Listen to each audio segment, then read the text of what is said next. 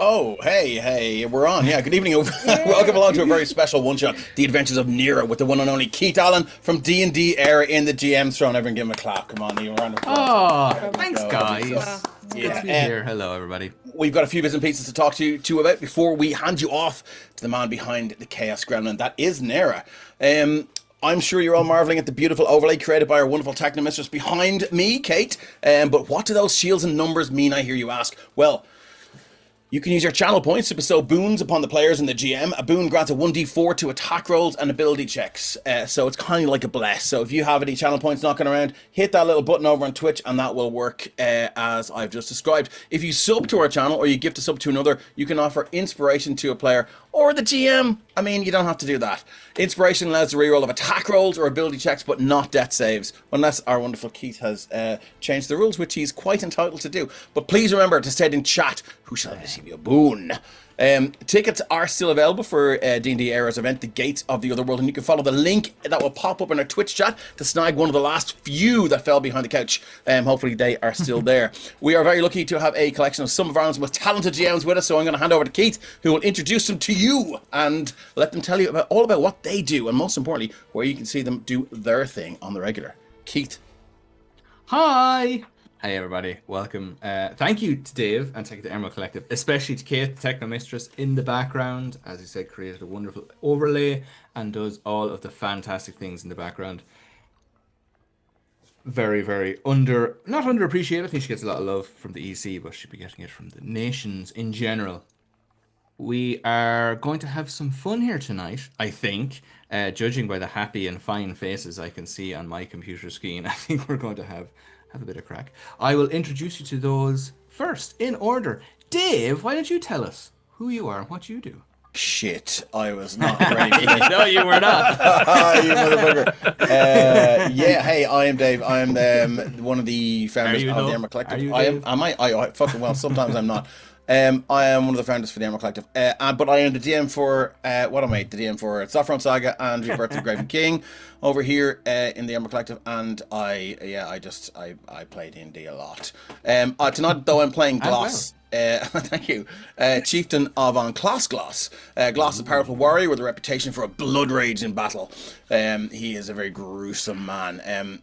He generally sheds his own blood and the blood runs into his eyes and he just sort of sees through this red mist. Off the battlefield though, Gloss enjoys barrels of stout, juggling turnips, he's up to 5 now, petting other people's dogs and wolves, and is somewhat of an amateur cartographer, and so he wields a legendary battle axe. It always seems to have this sort of cloud of moths, these large green and grey, fluffy and powdery moths that sort of fly around it.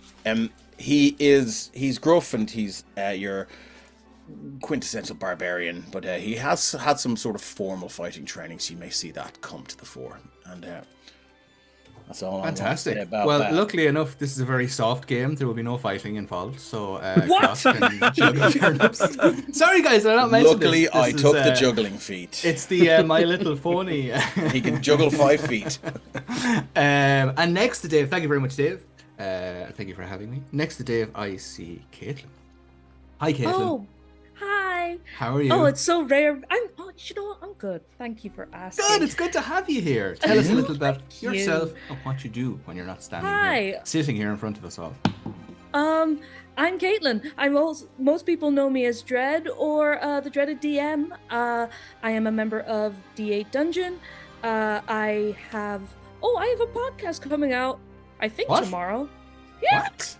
Oh yeah, I didn't know this. I know. Then the other member of D8 Dungeon pops up. Yeah. Oh. I was like, oh yeah, let us We'll start. get to you in a minute. Then. Quiet down. Stop Echoes of the shoehorning in. Grove. Quiet, Jude. Echoes of the Grove. That's my little short introduction into the world of podcasting. It was very good. I didn't cry at night, and anyone who says otherwise is a liar. I am also a member of TTRPG trials, where we run different game systems and see how they work and if we like them or not. We are arbiters of the truth, and our word is absolute. We actually did one last night. We played Draw Steel, and that was a lot of fun. Very excited And to hear about tonight, oh no, it was a great time. It was a great time. but I do have thoughts. And tonight I am playing Kiva Nikorak, leader, chiefess of Clan Dreadnarua. She is an incredible woman, 5'11", my dream height. She has red paint on her at all times. Yeah. And she goes barefoot most of the time. She wears a simple tunic with a couple of torque armbands on her arms. And she carries a metal banded staff.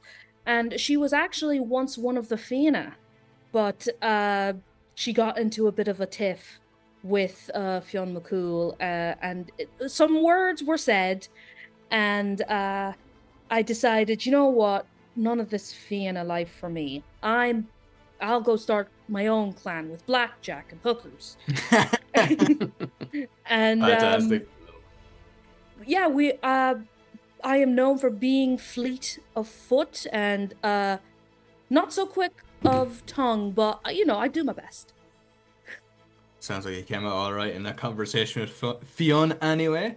It is fantastic to have you here. Thank you very much. I am very excited to find out more about Draw Steel and listen to Echoes of the Grove, because I believe it's a short 3 or 4-parter, is it not? It is so very accessible. Five-parter. Very accessible. 5-parter.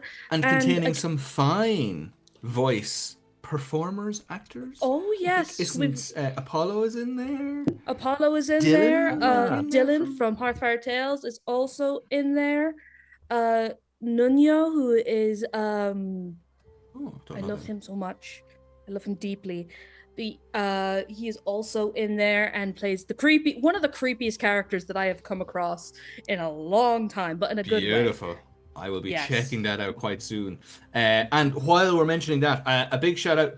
As you can see, these are our DMs, or these are our players for tonight, but these are going to be potentially your DMs on Saturday. The whole inspiration for this, TBC, how well this turns out, but the whole inspiration for this evening is that on Saturday, myself and my event partner Liam are running a game in Charleville Castle under the brand DnD Eire, as we have been doing for, I think, the last 4 years. No, not 4 years. 2 years, maybe? Anyway, a while. Impossible to Google.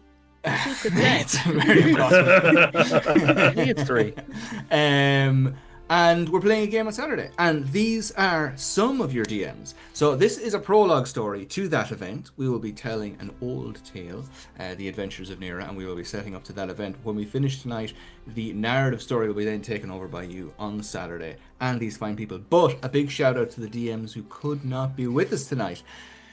Help me remember I was going to say our fallen brothers and sisters, but they're not fallen. They have fallen. Are yet to rise. Yes, there we go. Exactly. That's a little more diplomatic. So are we have, lying in. As I mentioned, Dylan from Hearthfire Tales, or Hearthfire Media, and Hearthfire Tales, and many, many things. Also, his partner in crime, Jim, will be joining us. Emmett from Old Oak Games and the amazing Beyond the Woods. Go and check it out. D&D supplement, hex crawling, darkness, very, very cool monsters and bad guys and stuff who you may see popping up possibly tonight, possibly on Saturday. And last but absolutely not least, for the first time, is the amazing Drew, who I think is in chat. By the way, fellow players, I'm kind of half looking at the chat, but I know, Dave, you got my back here. I've got you. And don't worry. Ben, you're keeping an eye on that for us as well. Shout. So fantastic Drew, who is not only a fantastic DM and person in her own right, but is also one of the founding team members and the ruling class? I don't know where that's going. But one of the founding team members and organizers of the amazing Adventure Con, which I think most of us, if not all of us, have been attending since the start. This is the 4th Adventure Con. It's a fundraiser for the Athenry Adventurers group, which is a TTRPG youth club, which allows young people to gain access to a safe space to play TRPGs. They're all fantastic. They're all very, very cool people. It's an amazing event. It's a small, little, independent event over in the west of Ireland. It is happening in February. Dates, I think the end of February, like 22nd, 24th, something like that. Yeah, something like that. Go and check it out. Find out about it. Buy tickets right now, and we will see you down there. Because 21st, 22nd. I am looking at the chats. All right. It's like it's like the Irish scene's AGM or something. Like everyone's there. Yeah. It's so cool. Everyone gets there. You get to hang out with everyone and just learn. Yeah. And really, everyone does. It's a bit like everyone gathering at Rathcrone. Yeah, it's kind of like the theme of it's very, very similar. It's got a similar amount of destruction as well. What? No, we don't talk about what happened then. Pro tip is go and get yourself a hotel room for the weekend as well. Stay for 2 or 3 nights because if you don't, you'll regret. Because all gone. They're all real fun. Are they gone? Are they? Yeah. Already gone. I don't look, Jack. I have a room. I'm fine. Don't worry. Good. Get yourself an Airbnb. But having all that said, we'll shift on to the man who did get it, but told us it's not to be got anymore. Ben, the other half, not the other half, but the other D8 dungeon and homebrew representative here. Tell us, who are you and what are you at? Hello, I'm Ben. That's going to get confusing tonight because Ben is here. And if you don't know what that means, hello, Ben. Oh, that didn't work well. Yeah. That did not work well. I wouldn't mind, but they were rehearsing that for an hour. Yeah. It will be slow, Ben. Yeah, it's like a newscaster from satellite coming in. Yeah. It's like an area. But about 10 minutes time, I'm just going to cut in with, hello. Please do. Set a reminder on your phone now for that exact joke. But I am part of D8 Dungeon. I play everyone's favorite lovesick Night Scout, Agelia Steele, everyone romancing the dungeon, and I was also the DM for campaign 1 of Homebrew, and I can say campaign 1 because we have recorded some of campaign 2. Oh my god, I'm so excited! I can't wait for this. It is being edited right now. I did believe season 2 was a myth for a very long time. The long running joke is we said we'd be back in a couple of months, and it's been years. But we will be back at some point. And when we are, we have a space that can welcome in guests, etc., etc. So we took our time to kind of boost our production value, and now we're kind of there-ish. It looks great. It sounds great. The game's great. Our DM for campaign 2, which I don't know if it's a secret, but they're in chat. Figure it out, investigators. You're not the DM for campaign 2? But tonight I'm playing the chieftain of Clan Brew, Barrel, and he's just a big old pint man of a man. He's a monk. He's 5'7", Estelle's perfect height. You know, he's got it all. He's my future personified, I think. And the less I say, the more we'll find out in tonight's adventure. So we'll see. Very nice, Ben. Thank you so much. And I don't think I can possibly start with one Ben if I don't instantly jump to a second Ben who may or may not respond. What? Once you Ben, you just can't end. Hey! Yeah, he's not a house Ben. Hello. Hey. Hello. I am also Ben. I am over here from the Emerald Collective crew, like Dave. I run a Shadow Dark campaign against Crimson Queen. Also work as a bit of a TTRPG writer, editor. And actually, tonight I am playing a class from the aforementioned Beyond the Woods. It was a fantastic book, which I have the pleasure to be editing at the minute. So better not fuck that I'm up. seeing some. Yeah, exactly. You heard it here first. If it's wrong, it's because I don't know of how any of it works. Yeah. No, I am tonight. I am playing Oren Oldcloak, chieftain of Clan Ulcaver, which is a very, it's just a very butchered, mashed up sort of wrong, translation of owlbear into Irish. Beautiful. And fittingly, he is sort of draped in an owlbear hood and cloak, and he wears a mask in the frightful visage of a Fomorian with some gnarly horns on it, and he is very good at the two of Clan Ulcaver's favorite things, which is wrestling and storytelling. He's a bit of an older. At the same time. Oh yeah. Is it wrestling with an WWE E or an A? Yeah. Wrestling. It's wrestling and soap opera. Two S's. No Not T's. wrestling.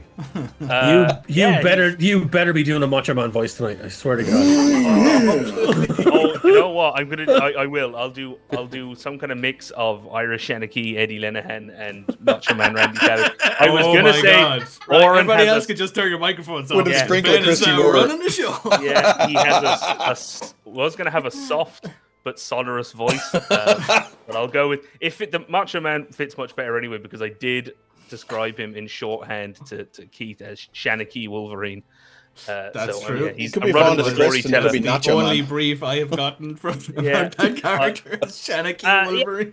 Yeah, he is. Which is all we need to know, really.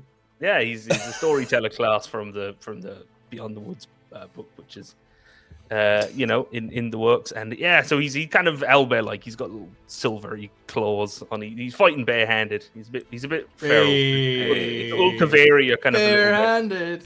Yeah, please give us a frostbite reference at some point. Frostbite. Oh, you wouldn't be long getting a frostbite. You wouldn't be long getting frostbite.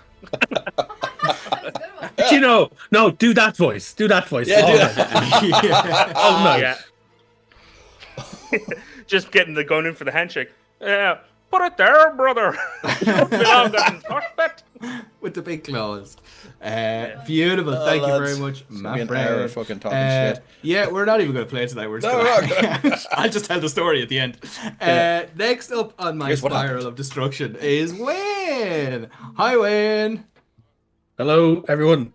I'm Wayne. Thanks for being here. It's good to see you. Wayne, I believe, very seldom gets to play, and very often.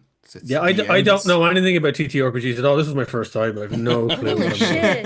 That's crazy. Yeah, no, I'm a forever DM. I don't get to play. Hence the reason why I'm being extremely giddy about everything. So, apologies, because I was literally sitting waiting before this to all start. I was setting up everything tonight, and I was like, I don't need half my shit because I'm not DMing. And I didn't really know what to do. So, yes, I'm Wayne. I am playing Fiachna Bán, who is the leader of Clan Míchal. And Fiachna is a roguelok, a former Tomb Raider who was caught by a high druid and taught the error of his ways, and then sent out into the world with some training to actually rescue and protect the secrets of the tombs all over the land of Eru. And that is what Clan Míchal's quest is. And that's all I'm going to say for now about him. Well, it's not all you're going to say. You're going to say a little bit more about yourself and what you do. We're going to see you on Sunday as well. Yes. Yeah. So I'll obviously not just Saturday. Yeah, it's a whole weekend. Sunday. It's a whole weekend. So you can find me over on Sorcery Shenanigans. I am the DM over there. And Ben has guested on that show as well as a Doar sorcerer called the Emperor Brennan. Fantastic character. And you can catch me here on the Emerald Collective on the Daggerheart stream, which is the finale, supposedly the finale this Sunday. It was supposed to be finale last Sunday, but I tuned into the finale last Sunday. Yeah, it was like that. We've had one finale, but what about second finale? So important to have two finales. Yeah, tell you. I don't think Wayne knew about second finale. No, it was a 5 hour preamble to a finale. So that's what I think tonight is turning into. Yeah, I know, right? Yeah. It's never just a one shot on honestly. Yeah. So without further ado, you can also find me over on the Irish Pubcast podcast, and you can find my comic book work over on Rogue Comics Ireland. I don't want to take up any more airtime. Look at the character art, though. Holy fucking shit! Yes. That is fucking sick. I kind of that's Fiachna. That's him. Do you do commissions? And that's Wayne. Yeah. Awesome. Sick. Because we're looking to get character art done. To get date. We might be hitting you up. Excellent. Cool. Beautiful. And now, last but absolutely not least, I've been waiting this long to not put Steve out of his misery, because I can see the anxiety on his face as he's like, what do I do on camera? Steve, he hasn't blurred his background. That's just a sweat. Welcome to the stickiest wall in my home. Thanks for having me. I am it's nervous. Like the RDS or the Point Depot in the 90s. It's just like I don't play D. I don't get to play D&D much. I don't really DM much either. I basically no idea what I'm doing, and I'm very excited to be here and get to play a game. I'm Steve Bennett. I made Dungeons and Naggins. Don't unblur that, Yeah, maybe. It's blurred. Go. Oh no, it's fucking blurred. Oh no, well, there's a bit of mystery on that. There's the game. It's There you too. go. It is. Look, I went over here as well. The expansion package just arrived, Can't wait which for is mine my to first arrive. expansion cool. pack. For anyone, Keep it to yourself. Get it in the post. They were new. I'll bring some along on the event on Saturday for people to take a look at them. Hell yeah, Yeah, dude. that's me. Wait, It's I a, do want that Steve, expansion. Steve, will the expansion be on sale on Saturday, or is it just you're going to bring samples? Yeah. Good answer. I've been sick, and the Kickstarter backers haven't gotten theirs yet, so I'll be sending them out. You can on- bring mine That's down okay. Saturday But and save I think yourself I the can maybe postage. sell them on Saturday if you promise to not play it until like Tuesday. Then it's fair. Maybe I've no idea how I'll enforce that. But yeah, that's me. Don't post it. I'm Like, Steve. I'll just keep it secret to keep it safe. We won't mention it in a public forum where anybody could No hear it. problem. Great. Okay. Cool. Well, we're just hanging out, right? So Yeah. Expansion packs are just resting in our accounts.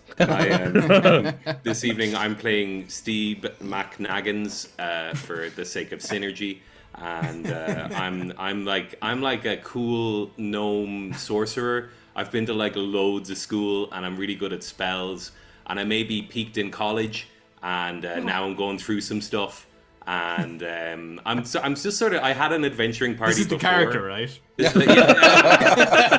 Damn. And I'm going through some. I'm going through some stuff, and I had an adventuring party before, and they were all like certain types, and they all got incinerated in one way or another. And now I'm like, I'm here hanging out, being a chieftain clan because it's meant to be like easier going, but like I've got like a bunch of like kids following me, and they're all like a certain type each, and I'm just getting. I don't know. I'm worried about this tonight that all these guys might be, I feel like he's the cool uncle that the kids hope show up and the parents don't. I'm also a little bit worried about your players who are in chat now and are like, "Oh, is he going to kill all of our characters on Saturday?" I did have that thought. But Like, to give away one, I do a lot of like mini games at the table, and we are doing a game that I tested this week in my other life as a I do like office parties and stuff, which is cut the pretzel in half and weigh it on. I've seen that German show. pretzel game. Yeah, man, German I pretzel game. I'd I be up saw all it night watching online, that and shit. it was really fun. So I might bring some extra pretzels on Saturday, so a bunch more people can have a go. I'll bring the mustard. Manhandled pretzels are the best ones anyway. So I'm sure Tenderized. there'll be loads of those floating around. Yeah, so Handled Pretzels is my favorite Blank Blank album, Dave. Come on, you gotta wait until it works. It's actually my drag name, so look at that. Manhandled pretzel. Boom, there we go. It's also a medical term. He's got the manhandled pretzels. Also, just real quick, thanks, Carrick, for the boon. I got one. Yay! Oh, I got an inspo as well. Already been doing things. Things are already happening. Yes, I will let Dave step in to explain how that works. Oh, I did it at the start, but I can do it again. If you have channel points, they're free. You get channel points by just watching along, so you can use those to give boons. Boons act as a bless. They can stack to 3. That's where the little shield that says boon is. So you can see that Fikna has 1. Fikna's the only one that's got a boon. The little dragon shield below the boon is an inspiration, so you can gift them to people by subbing to the channel or gifting the sub, and they act as a normal inspo. So that's pretty much how that works. Fantastic. Oh, the GM. Who gave the fucking GM one? why? God damn you. Evil. I'll forget about it and not use it, so it's okay. So I think that's all of us. Are we all here, present and correct? Dave, do you want to talk about any other things? No, I think we might at the second half do a quick run through of what's coming up next week, but until then. People would love to hear. So yes, if you're enjoying the shenanigans and stuff and you haven't been here before and you're like, yeah, this is a bit of crack, please feel free to join any of us and all of us on various different channels, especially Saturday. But please do return, save this, whatever this is, Twitch, and come back to Emerald Collective. There is multiple things happening here per week, including many of the people that are here. My own, the subject of this adventure, Yes. the great Nera, is my own player character in Dave's campaign, the Rebirth of the Graven King. And crossing the streams, Yeah, you better believe it. this is it. And Nera is also a real person, or based on a real person, a real character from Irish mythology and folklore. I think we're going to attempt to tell that story this evening. So let's narratively move away over to the ancient realm of Eire.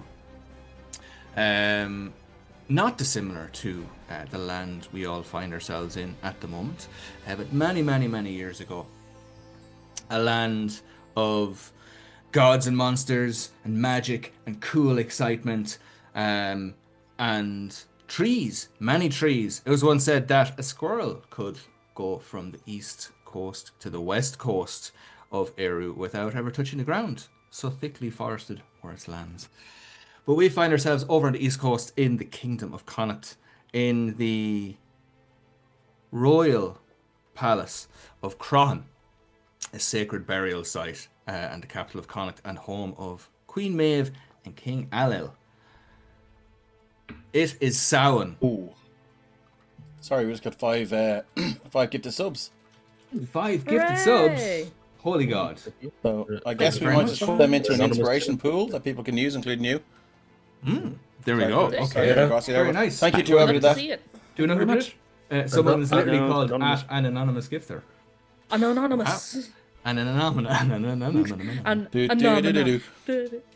Yes. So, the night of Samhain. Samhain has just passed here in the real world, but in our fantasy world, it is still taking place. Samhain, similar to our own Halloween, it is a night when the gateways between the other world and our world are quite thin indeed, and things cross through them.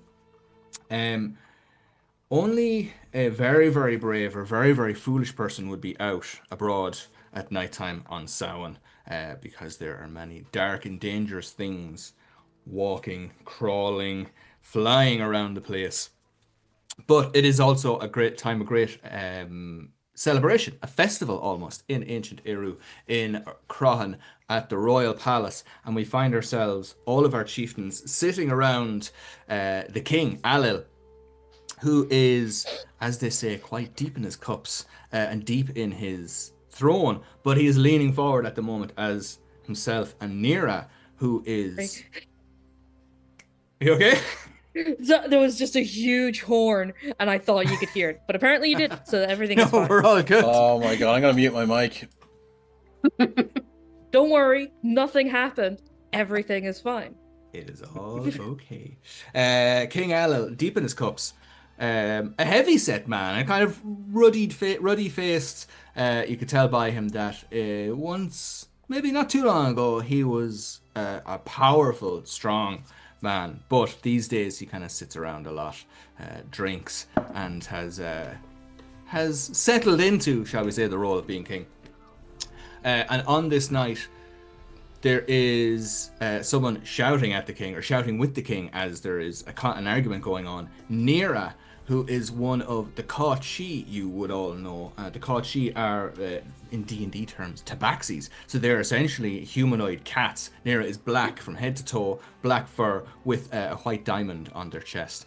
They've had a few beers. Tonight is essentially their one night off of the year, as they are in their role as one of the Cachi, one of the guardians of the gateway to the other world that you know, in Croghan, which is Oin Agat, the cave of the cats, and that is the main gateway to the other world that is there kind of all year round. Tends not to be used. Nera and the other Cachi use it as a way of ferrying souls. Every now and again a soul kind of gets lost, or if someone passes away, or so they say, they ferry the souls through the gateway to the other world where the souls rest in the land of the dead.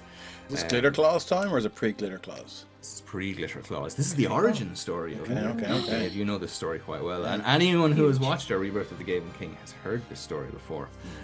In part, so they know how it's going to end up. Let's kill him now. So he doesn't have to do it. But anyway, Nera and...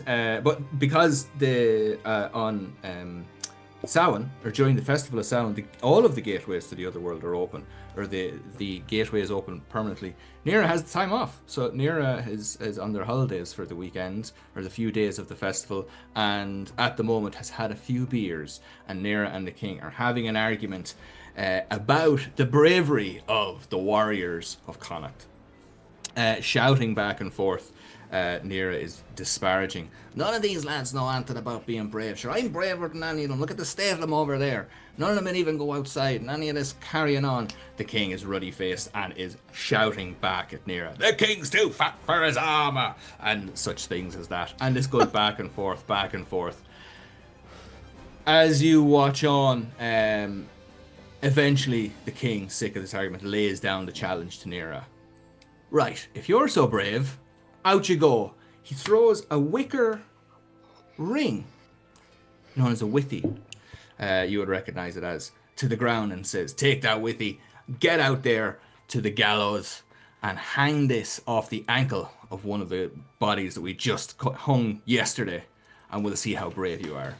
The room falls silent. As I mentioned, you're well aware that very, very few people, only the brave and very foolish, would step out into the night on Samhain because of the things that go on.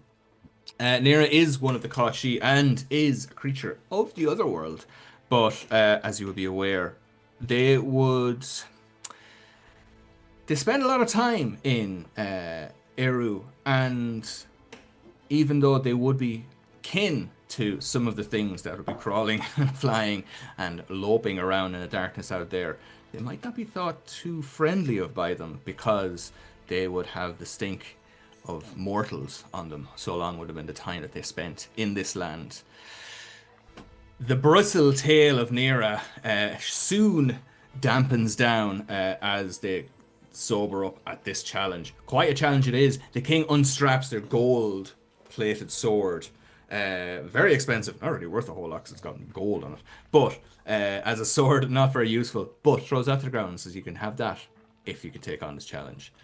Nera steps down for a moment, but alcohol takes the better of their judgment, and they step up, grab the withy, and says, "I'll stick this on Anton for you, just to prove you wrong."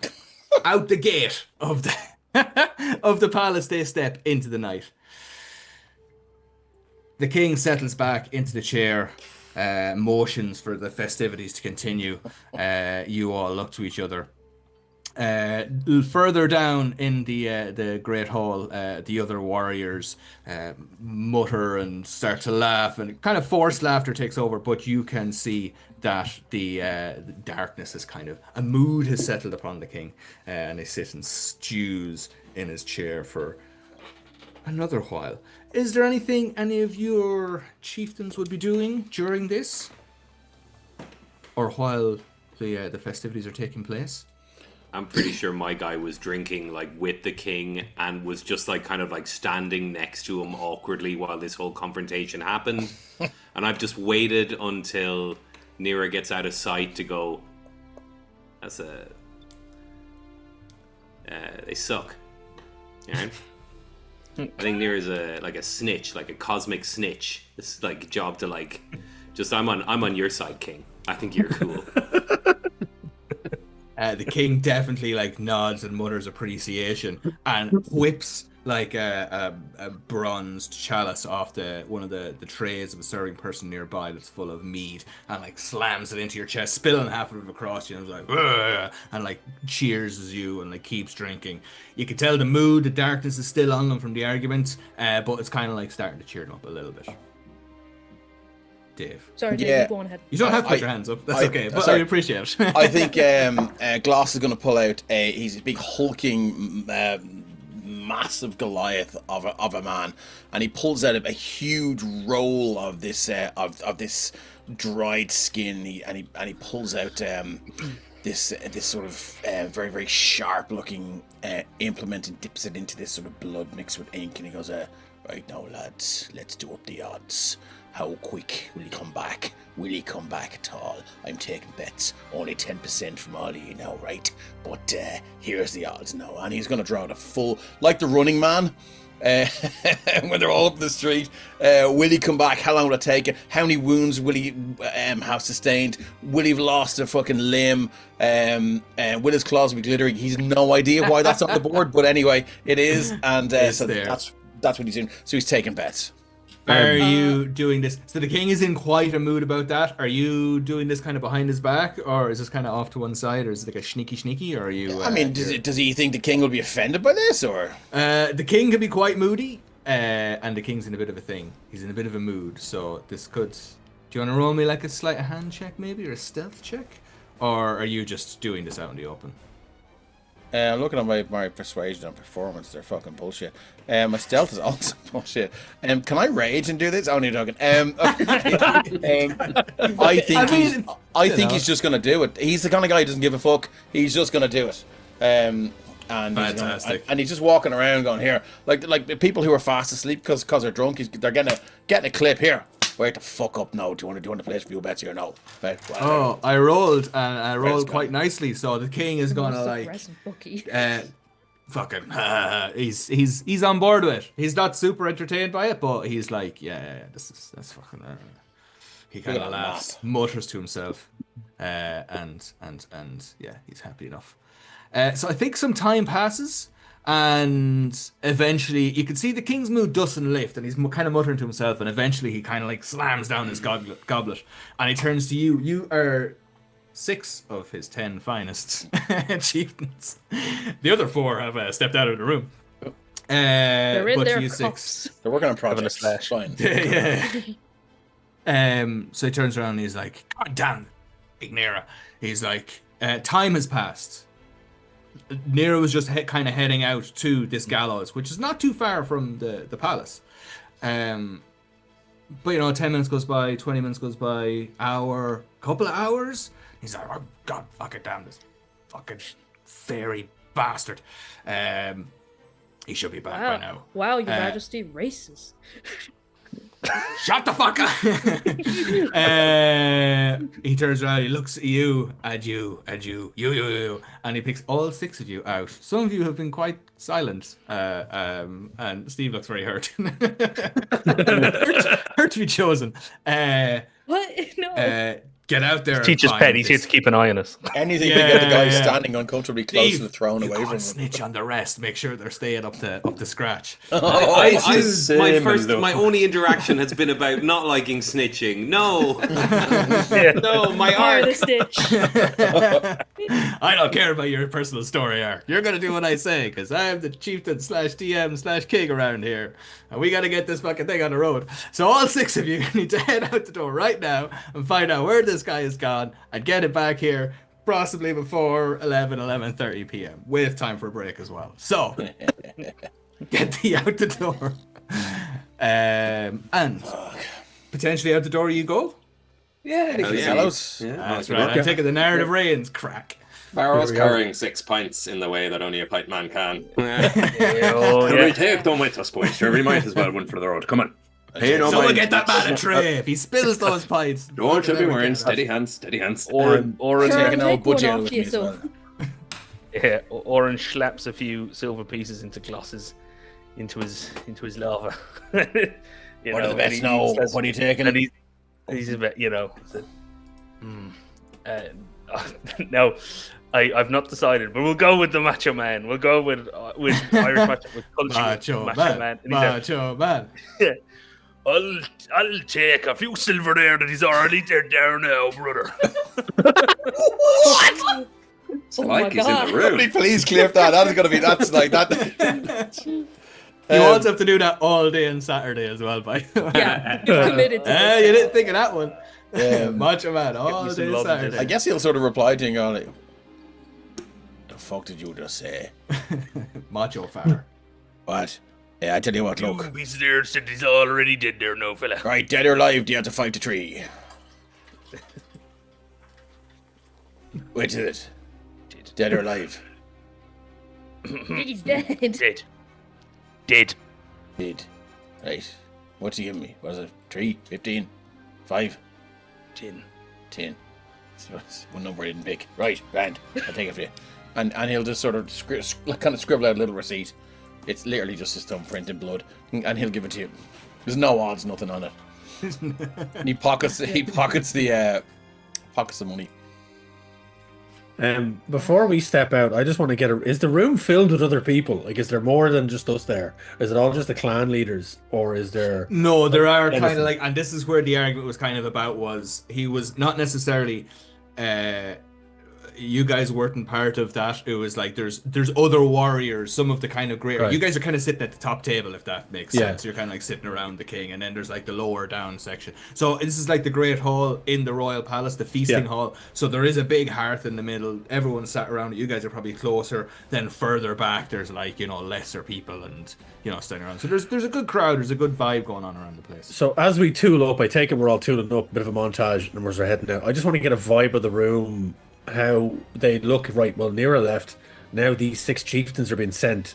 Where does that leave the rest of the space for protection? So could I get a vibe check on the room, like an insight or something, just to see what they think of it? You can, yeah. Why don't we roll some dice? This is D&D after all. Yes. Roll us something there. There we go. That's garbage. That's a 7. A 7 insight.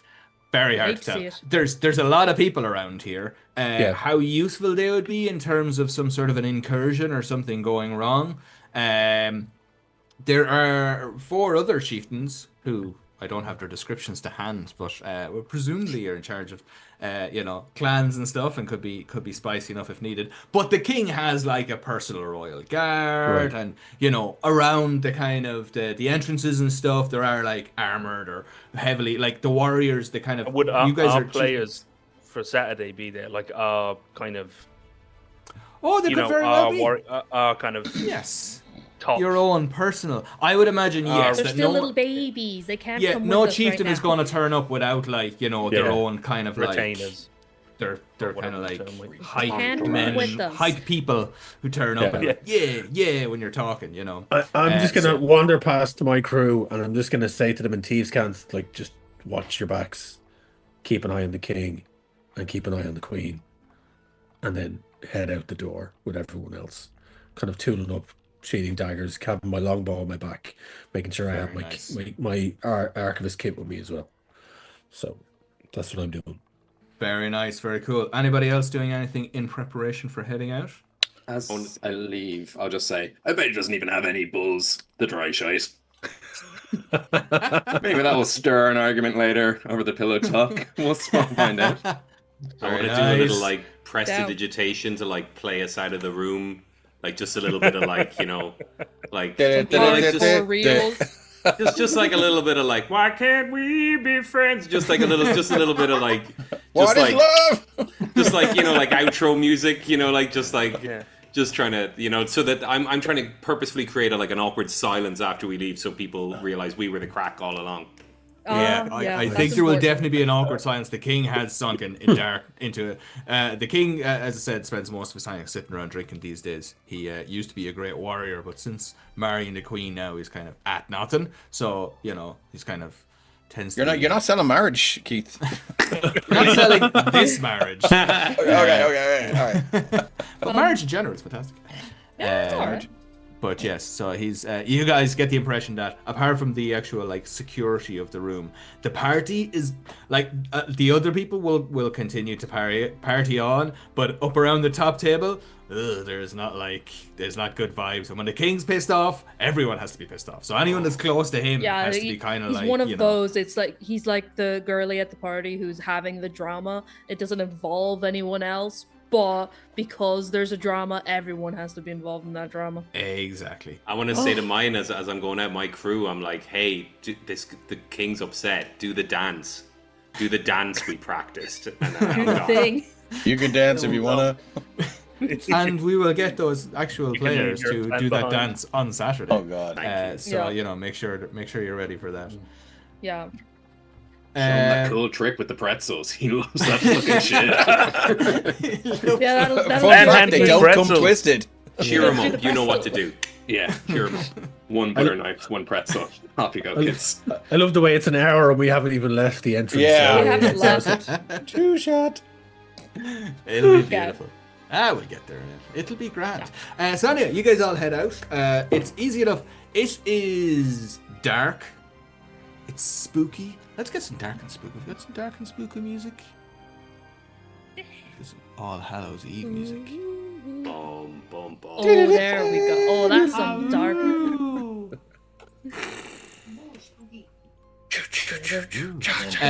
Yeah, exactly. A hockey mask appears from behind the bush. I would also I'd forgotten completely. The map that we're all looking at here was hand drawn by the absolutely amazing Jog Brogson? Brogson? Brogson. He keeps telling me that's how he pronounces it, and I still don't believe him. But it is. He drew this. This is based on Rathcron over in Roscommon. This story that we're about to tell and the adventure that's going to take place are all set in this location, the old palace. And myself and Jock sat patiently with me online. We went through Google Maps. This is how this was laid out. So we could go there in real life if we could go there and you will see these things. Well, I mean, you won't see like the trees. You won't see the actual forts and stuff. But where's the Aldi nowadays? There is an Aldi just about next here to at the crossroads. Yeah, near the Big Four. Yeah, just past the roundabout. But it is stunning. It is beautiful. Each of you wonderful players will have a little rath there. Each of the chieftains has a rath. They're somewhere on the site, and you will get to explore that more during the game on Saturday. We won't do too much exploration of it, but I wanted to just say thank you to Jog. I don't know if he's in the chat or anything like that, but go and find him and get him to do stuff for you because he's absolutely amazing. Like, it's hand drawn. There ain't no AI there.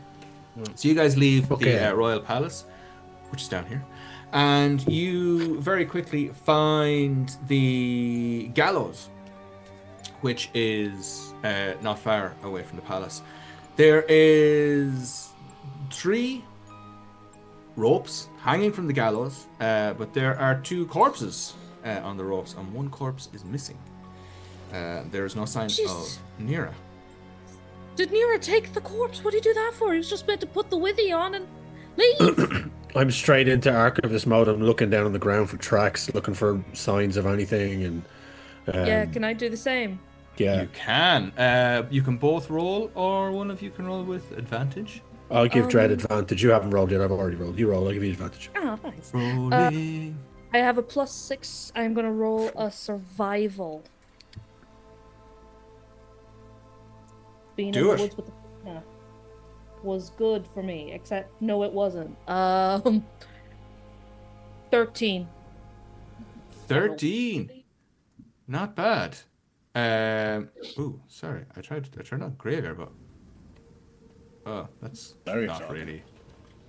That's yeah. I like that. We'll leave it on for a little bit. It's fine. So 13. Yeah, you take a look around. There's definitely. It looks like this corpse was definitely here. I think with a 13, you can definitely see what look like the movements of Nera, who's got like big little pads. What do they call them? got little beans. Toe beans. Toe beans. Large toe beans. Large toe beans that kind of like impress into the ground a little bit strongly around where the corpse was, as if they were about to lift something heavy.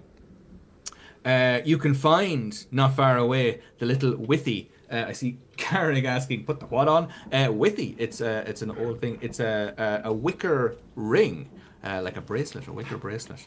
Or so Usually made from hazel. The story, The Adventures of Nera tells me. That's what it was. GM, retroactively, can I kind of remember whether there was anything arcane about this withy, or was it just a regular wicker piece?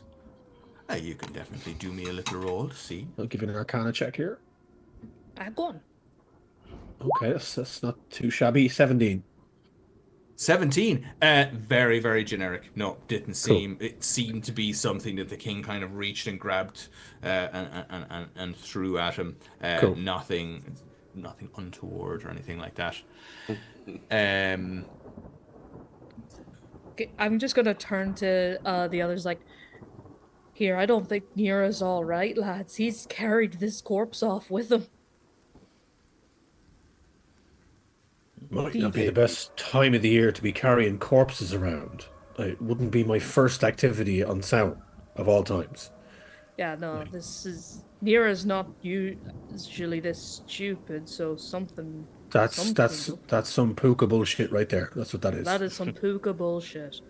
Can I get anyone who mentions how stupid Nera usually is an insight and/or history check? Sure. Yeah. Love to do that for you. Oh, I rolled so poorly again. I'm gonna that is another 13. Oh, should I roll in roll 20? 7. It doesn't make any difference. That's absolutely fine. You can roll in whatever you want. Wow. All the cool kids are doing it. Sure, Nera is definitely not normally this stupid and/or crazy. Yeah. Why would he do this? But regardless of how stupid and/or crazy he is, definitely didn't seem keen on going out and interfering with corpses on Samhain night. They were quite. Not necessarily afraid. Maybe if they had been more sober, they might have been afraid. But they were definitely not keen on the idea. I'm gonna turn and it's like, lads, I'm no coward, and I need to make that super clear before I say this, okay? But do we absolutely have to follow Nera? That's the job, isn't it?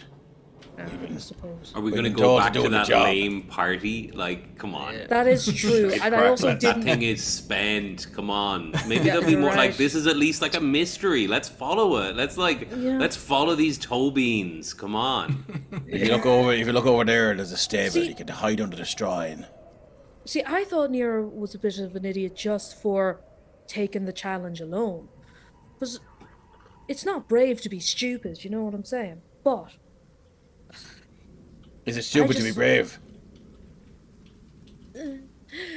But, you know, sure, if we have to go with the tracks are leading this way, you don't think they're going to own the gap, do you? He wouldn't go there, would he? Surely not. Come on.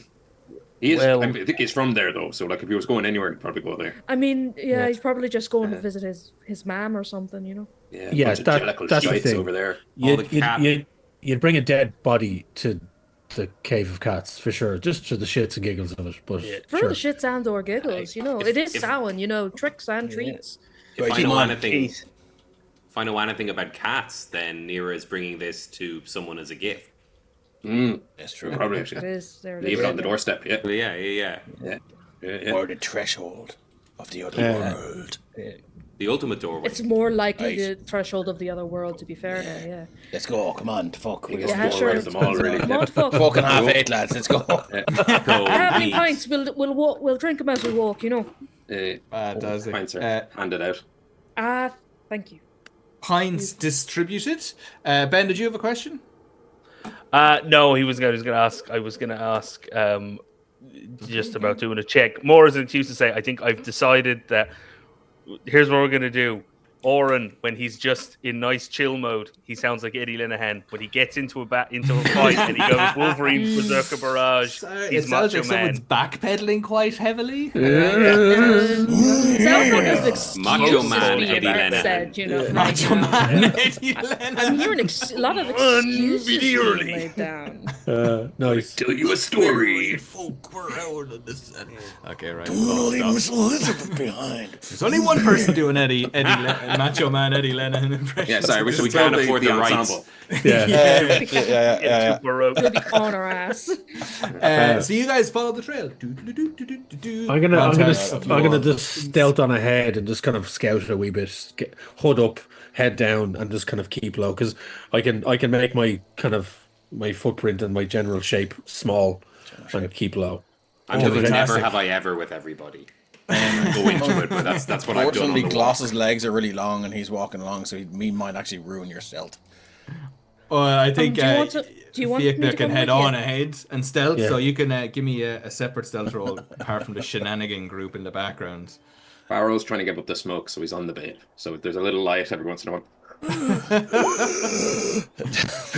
Very obvious heavy breathing. Puff, pass. You've puffed 3 times.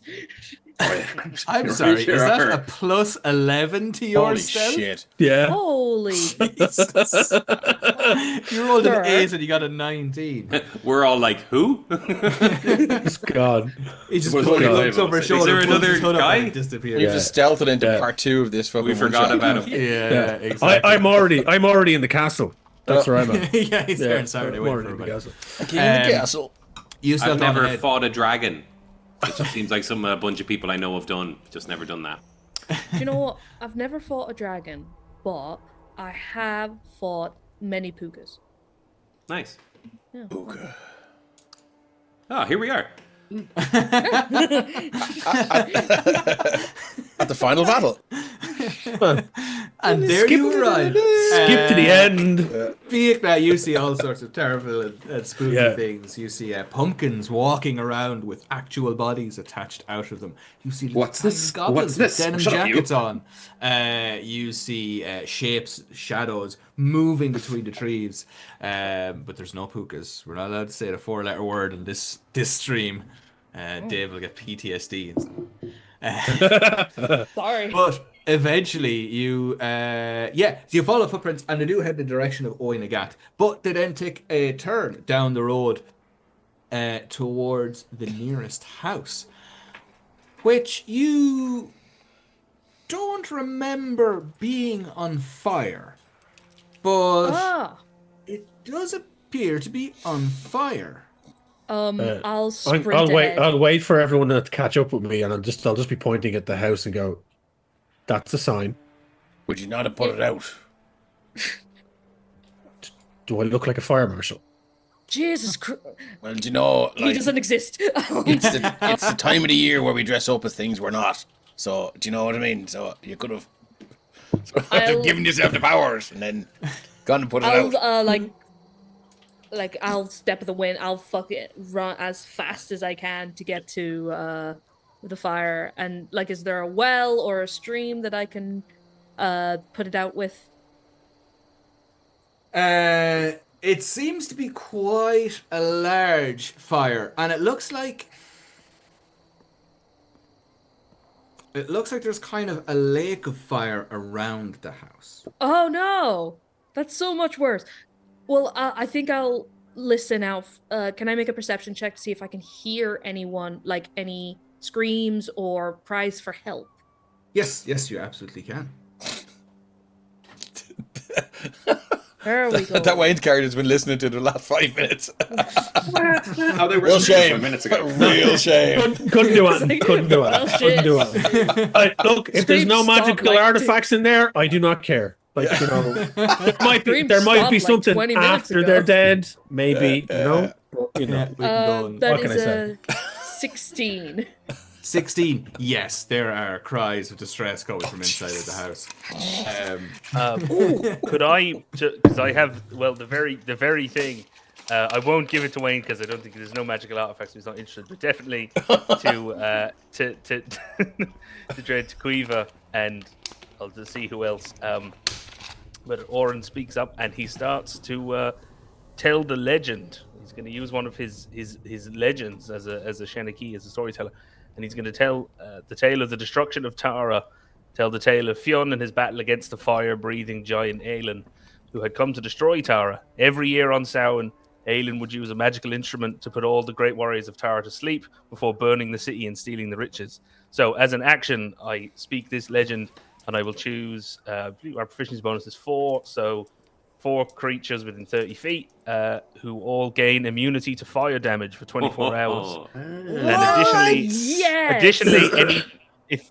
additionally, the target does not need to sleep and is immune to any effects that would cause them to fall asleep, such as the sleep spell. I'm gonna run out of fire right now. Fucking hell, man! Let's go. Banger! That is broken. That's amazing. That is from Beyond the Woods, if I'm not from Jesus. Yes, this is from the you missed the part where we all level up to level 20. Just. Yeah, that is what that means. It is very limited in what the legends are very limited use. Well, that was just absolutely perfect. Yes. I think the thing that causes me to run directly into the heart of the fire before it being confirmed that I am immune to fire is the mention of Fum Nikul. Fuck that guy specifically.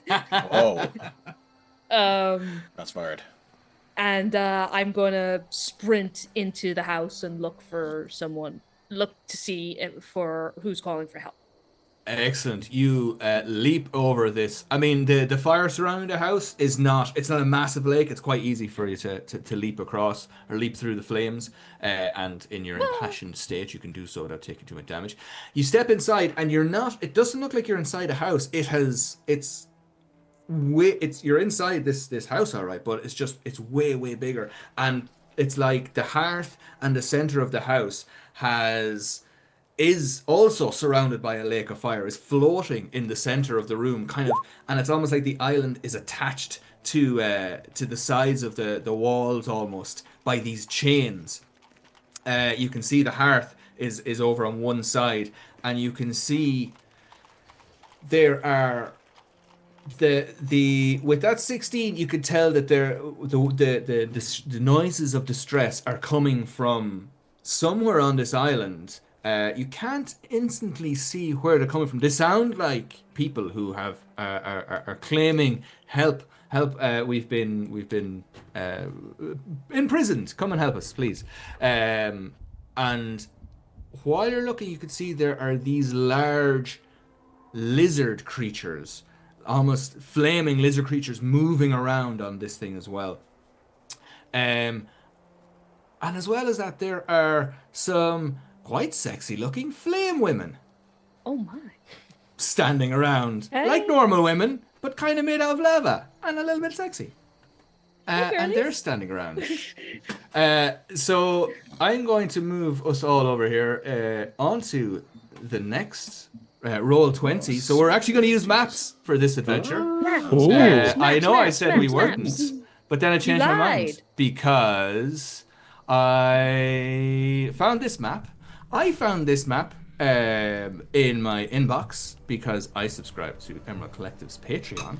And every now and again, maybe about once a month, I get an email with some cool items and some cool maps in it. And this is a map that the techno mistress, her very own self, Kate, in the background, has designed. So I've taken this map and used it for this adventure. You too could have this if you sign up to the Patreon.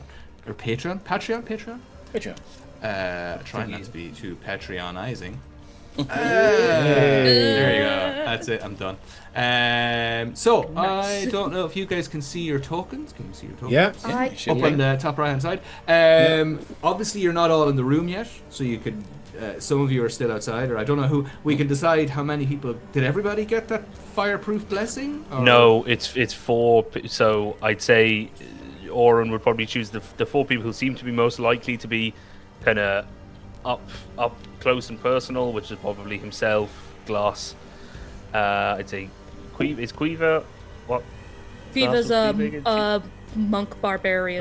Like a monk, yes. Yeah. So I think everybody but Stevie and damn. I'd say because you're a sorcerer, right? And probably the least likely to be getting slapped in the face with a bit of fire, but I don't know.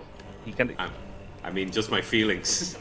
I'm just deeply hurt. Don't worry about it. Split second decision. She was sprinting into the flames. Cool. Okay, so those people have got fire proofing, resistance, etc. Feel free. I think Dave, you've given yourself your token a little. Yeah, if you click the token and then the little circle beneath it, you can just give yourself a red dot or a blue dot or whatever you want. Do that and then we'll know. So, as I said, now we're going to have a little bit of a fun time. This is how D&D works, folks. I don't know if you're familiar with this, but it's not all of just us goofing around and making jokes about Macho Man Randy Savage. But, well, a lot of it is. But we're going to do a little classic D&D. So, you see these 2 large creatures? They're moving around. As you're staring at this, the centerpiece of the floor, it just splits, and a huge chunk of it just floats off to one side on the lava, and these creatures just dip up out of the lava and bolt chains into the side of it to keep it attached to each other. They're up on the lava moving around. There are these kind of bronze or maybe silver shapes, like statues or plinths or something sticking out of the ground. And as I said, there's these Ben, you might recognize these creatures. Which Ben? Our Emerald Collective Ben, who has. Do you? Which you didn't design them, but you did edit them. Which creatures? I'm looking at. Oh, tough one. Sexy lava ladies. Sexy lava lady. Yeah, I burst in and I'm like, oh, so you can also get these creatures through your Patreon, because that's where I got them with the volcanoes. Ben's edits were make them sexy. Oh, sorry. I thought it was not sexy enough. Ben's like, make them hotter. I edited. I did not create sexy lava women. Clearly, I was so uninterested in the sexy lava women, I didn't even remember that we did them. Or it was so natural to leave that note. Every monster, sexier, lavier. Yeah, I can't even tell any of these sexy monster ladies apart. There's no More magma, more magma. More sexy. More mag memories. Nice, dude. Let's roll initiative. That's we're playing D&D. Forgot about that. Hold on till I open the turn order. Do you know what? I'll do it in this so we can have the turn order. And then That's a fucking nice. Here, lads. Come on now. Here. What did you get? 14. It's not the best, but it's That's not the 4 better than worst me. either. Tis true now. Ben, I wasn't paying gonna say attention when you nothing. 4 said louder. who the fourth was. I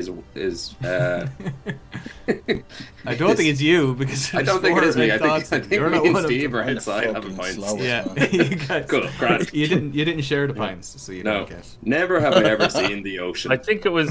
weird. I purposefully excluded Steve and Wayne. That's what I. Oh, so I am in there. Damn. He's not hate here. Steve and Wayne. Whoa. I want them to burn to death. Not even in part 2 Holy yet. shit. For some You're reason, here my initiative didn't go to the tracker, but I got 16.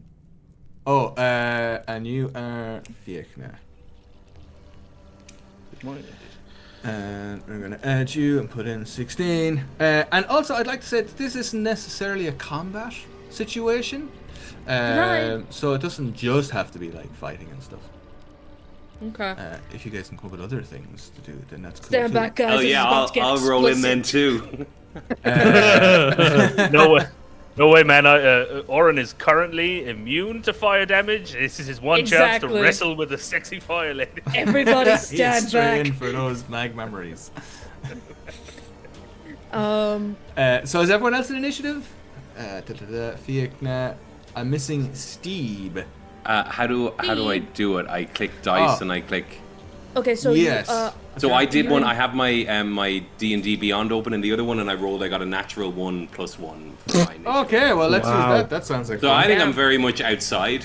It's more like a How was that natural 1+1? Fantastic. So guys, what's fun. going on in there? What's going That's on? everybody, is it? Have we got you? Have we got them all like the Pokemons? Okay, So so sorry. barrel. Yep. Barrel? Basically the word barrel, but throw an Irish accent on it, and it is the Irish word for barrel. So Barrel. Bang. Errant father in there at all, or? no, just straight up. Yeah. I've got some spare fathers if you want to borrow them. I'll wear one as a hat. Never have I ever seen shit like this. Oh, he's not here. Right, well. Jeez, where to go? I, being the chieftain of Clan Brew, have a jug of alchemy that can make stuff, and it feels like this needs loads of water.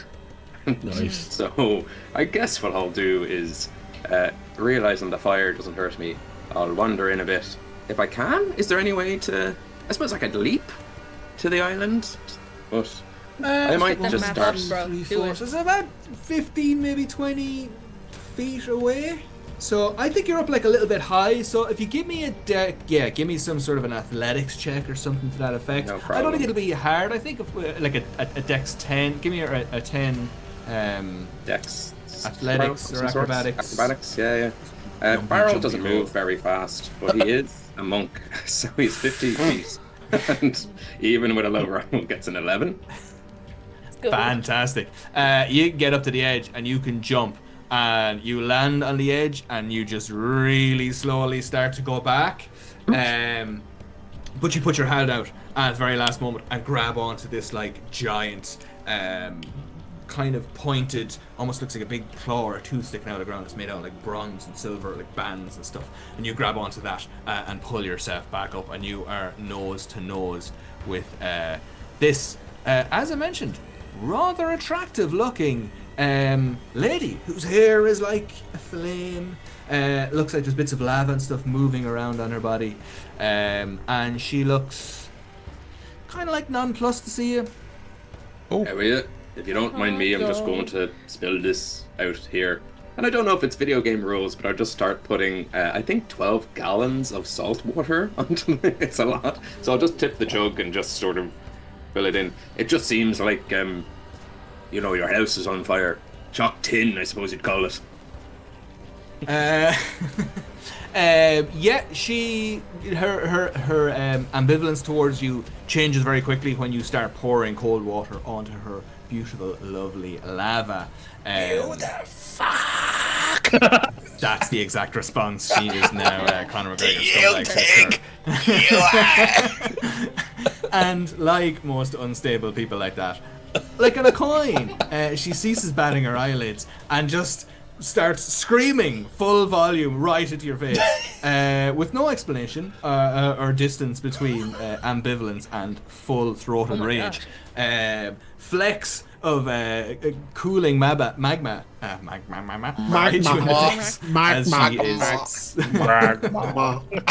so someone can just capture that little section and put it on a loop. That is fantastic. I will clip the shit out of this for yeah, exactly. Is there anything else you want to do? Is that an action or a bonus action? Or... I suppose it's probably an action to empty the jug into the thing, and I'll just go, here, would you just stop? Moving, just stop. While you're at that, give me a perception check, please. Sure can. What can I get for a 13? For a 13, you can hear the voices, or the voice of somebody from inside that thing right beside you, calling. Is somebody there? Hello? Can you get me out, please? Hello?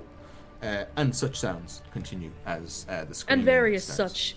And various such like things like that. So moving on, Oren Old Cloak. You can see, I'm going to say from your pouring as well, that you've kind of cooled down maybe this section here. So your liquid has started here and is, let's draw some things on the map. Let's say like this section here has kind of like solidified, is starting to solidify, and you guys could,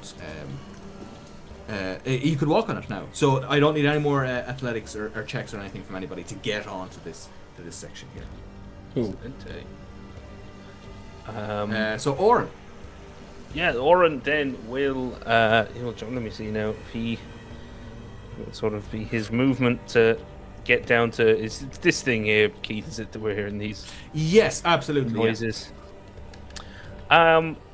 Well, we haven't. I mean, I know she doesn't look too happy with Barrel, so something's probably going to kick off, but it hasn't yet. So I'd say what he's going to do is he's going to use a bonus action. He's going to start, and I don't know if you remember, Keith, from when we had the Shanachie, when we did the kind of the bit of play test for on stream for Beyond the Woods, but they can tell a story. They have an ongoing thing that can add verses to it, like minor effects. It's very cool mechanic. So he will go in there with. Sorry, there's a good few things here because actually level 10 is max level for Beyond the Woods D&D characters as well. So he, so he has. So you can basically cast Wish then, can you? No, that doesn't. You never get that powerful. It's a little bit grittier. Where is my fucking thing? I had it here. Okay, yes. So I'm going to start my story now with the first verse. Slow was the hand to raise up the blade. And Oren speaks of Bav, sister of Morrigan, who could bring fear to an enemy's soul. So on this first basic version of the verse, enemies affected by your story have a -1 penalty to their next attack roll. That is a 10th level, 60-foot radius. So it's just for their next attack roll. They make fantastic. It'll have I'm gonna -1. get everybody with that because it's a small enough room. So yeah. And And then he will, because he gets to do as another high level thing, because he's a kind of a warrior Shenaki. He gets one free verse for himself, which would be "Weak grew their hearts as the blade was drawn. You speak of the wickedly sharp weapons of the 2 a day, forged by Gibnu the smith." And me and any allies that can hear my story, so any allies within 60 feet, will deal +1 damage with slashing weapons if they use slashing weapons, like Orin's claws. Holy moly! So that's -1 to all enemies. And For their next next attack all roll. allies, and that's slashing. +1 slashing damage, yeah. And that's 1 round. It'd be 1 round, unless I choose to like re-up it. The story will go on for 4 rounds, and then that'll be run out. So Oren pulls up a little 3-legged stool and sits down and starts into the story. Once upon a time. No, speaking. Yeah, and then shut up! There's a story. God.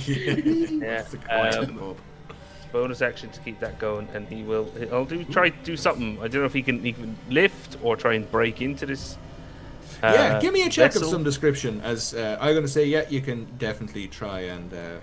We'll try and lift it off. I suppose in case it's fragile, in case it breaks in on someone. Will I do a strength check or?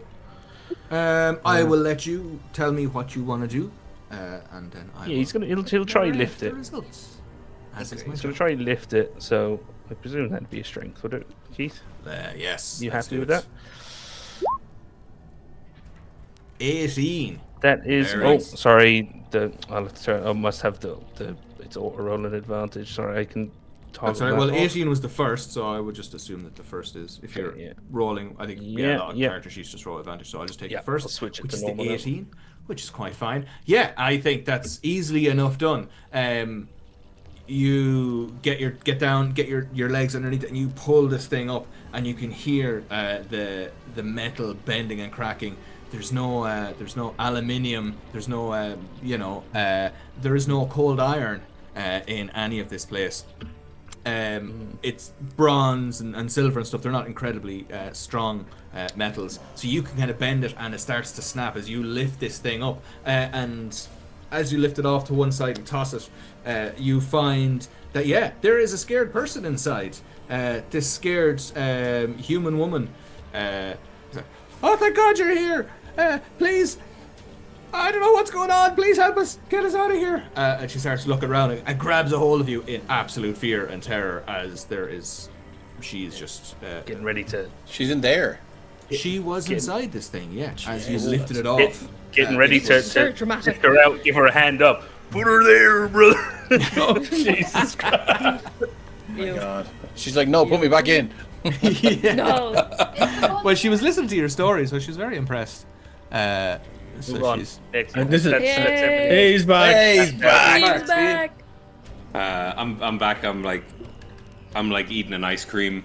I have my face Nice. painted, and You didn't lose connection. You just went for an ice cream break. are you guys? Look those guys. I'm at 2 in the totally initiative order. I was walking around going. Psh, psh, psh, psh, psh, psh, psh. It didn't work, but do you guys do anything? We did We it. found a lady in already. the barrel. Okay. So the barrel Shining guy, on. the drunken guy, poured water out of the barrel onto the lava to cool it down, so you guys can just run across that section there where the blue circle is. And then Oren told some cool stories that boosted people's abilities. Everyone gets +1 slashing to their next attack, and all the enemies get -1 to their attacks. And as well as doing that, he used his super powerful strength and his amazing claws to rip and tear at this what looked like a big bronze kind of a pointed statue, but was actually some sort of like a sarcophagus or something that was wrapped around this poor woman who's trapped inside this house, and she is absolutely terrified about this situation, and she is like, help, please help me, get me out of here. And she's Sorry, looking Keith. around. I should clarify just for any confusion. It's +1 damage with slashing weapons. So if you have a slashing weapon, it's +1. It's not +1 slashing damage for everyone. It's just. Oh yes, so it's +1 damage to slashing with slashing weapons. Yeah, like if Fantastic. It's slashing weapons. Cool. Excellent round. Quiva, It's actually Right. it's me next because I'm 16. Oh, I do apologize. I didn't Sorry, mean to sorry, reorder things. sorry. I'll just go cry in a corner here. Dude, Apologies. I'll go get some ice cream. It'll be okay. That's what everyone seems to be doing.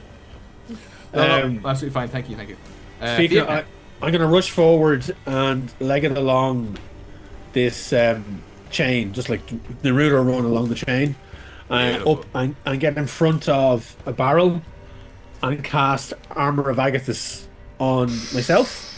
So as he stands for it, he bangs his chest and he just shouts out like, "Bianigan, call for a shot!" And he blesses his chest, and essentially ice crystals just form from the center of the armor and outwards, and there's like a push of cold air in the space, and I literally puff my chest out at the flame woman and kind of like threaten her like full on, "Come on, do you want your go, dear?"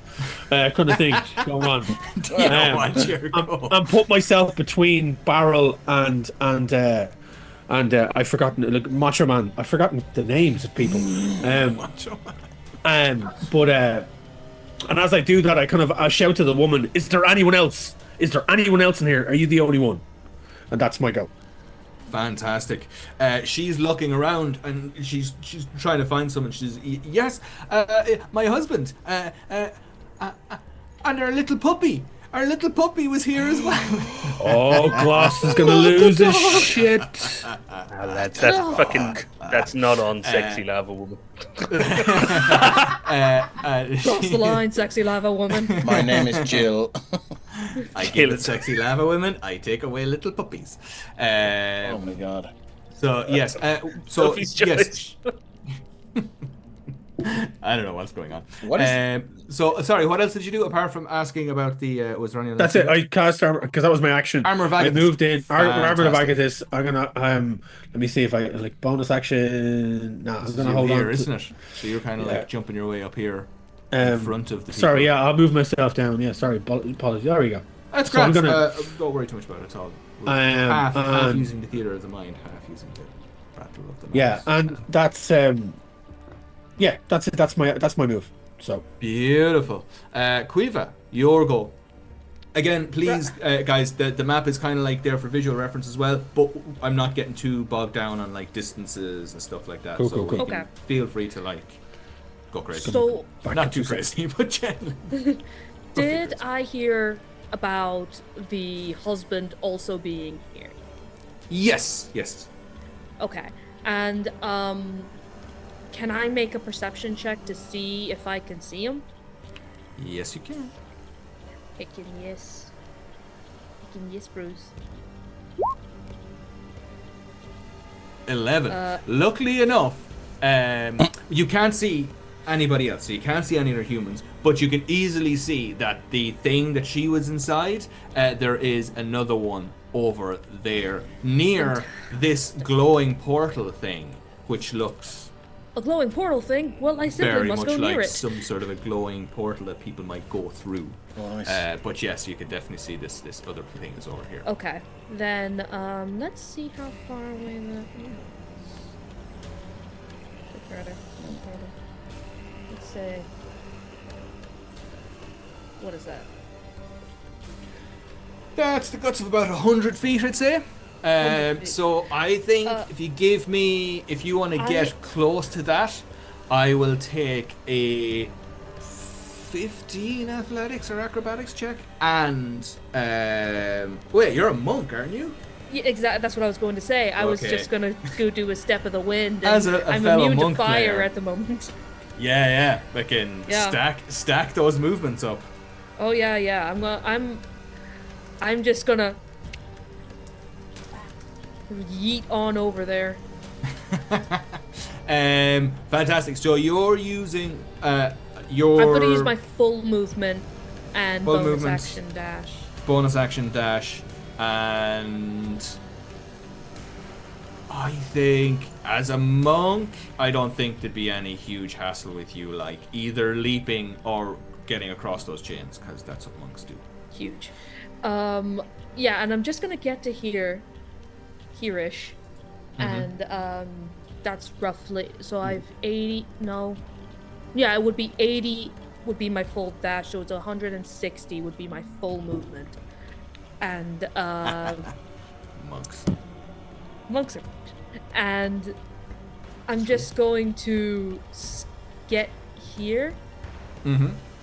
And I'm gonna look to the hot magma lady, like, how are you? Just wondering, can I take the man out there, or is that a big no? Two things. Number one is, as you're there now, you see another smaller little sarcophagus type thing. No. Very, very small one, maybe like a foot high. Dog-sized. It's yapping.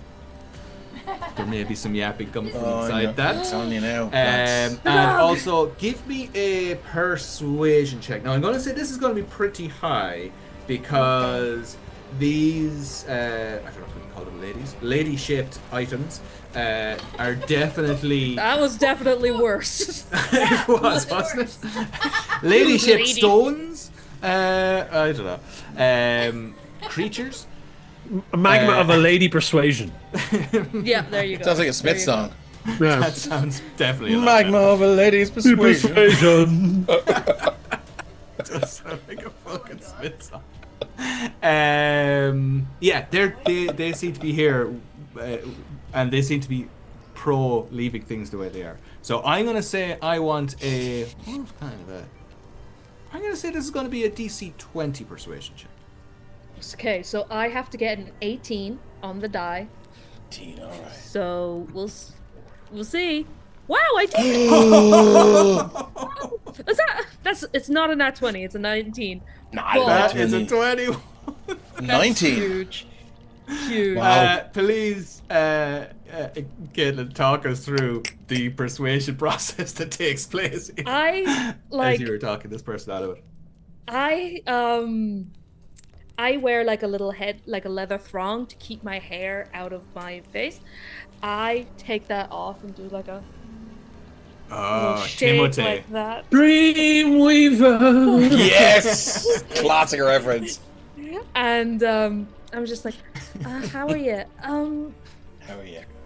I'm just wondering, do you need to be, keeping these people in sarcophagi? Or can I just take them out of here and then you and me can have a chat later? Is that alright? Jesus, that fucking throng is beautiful.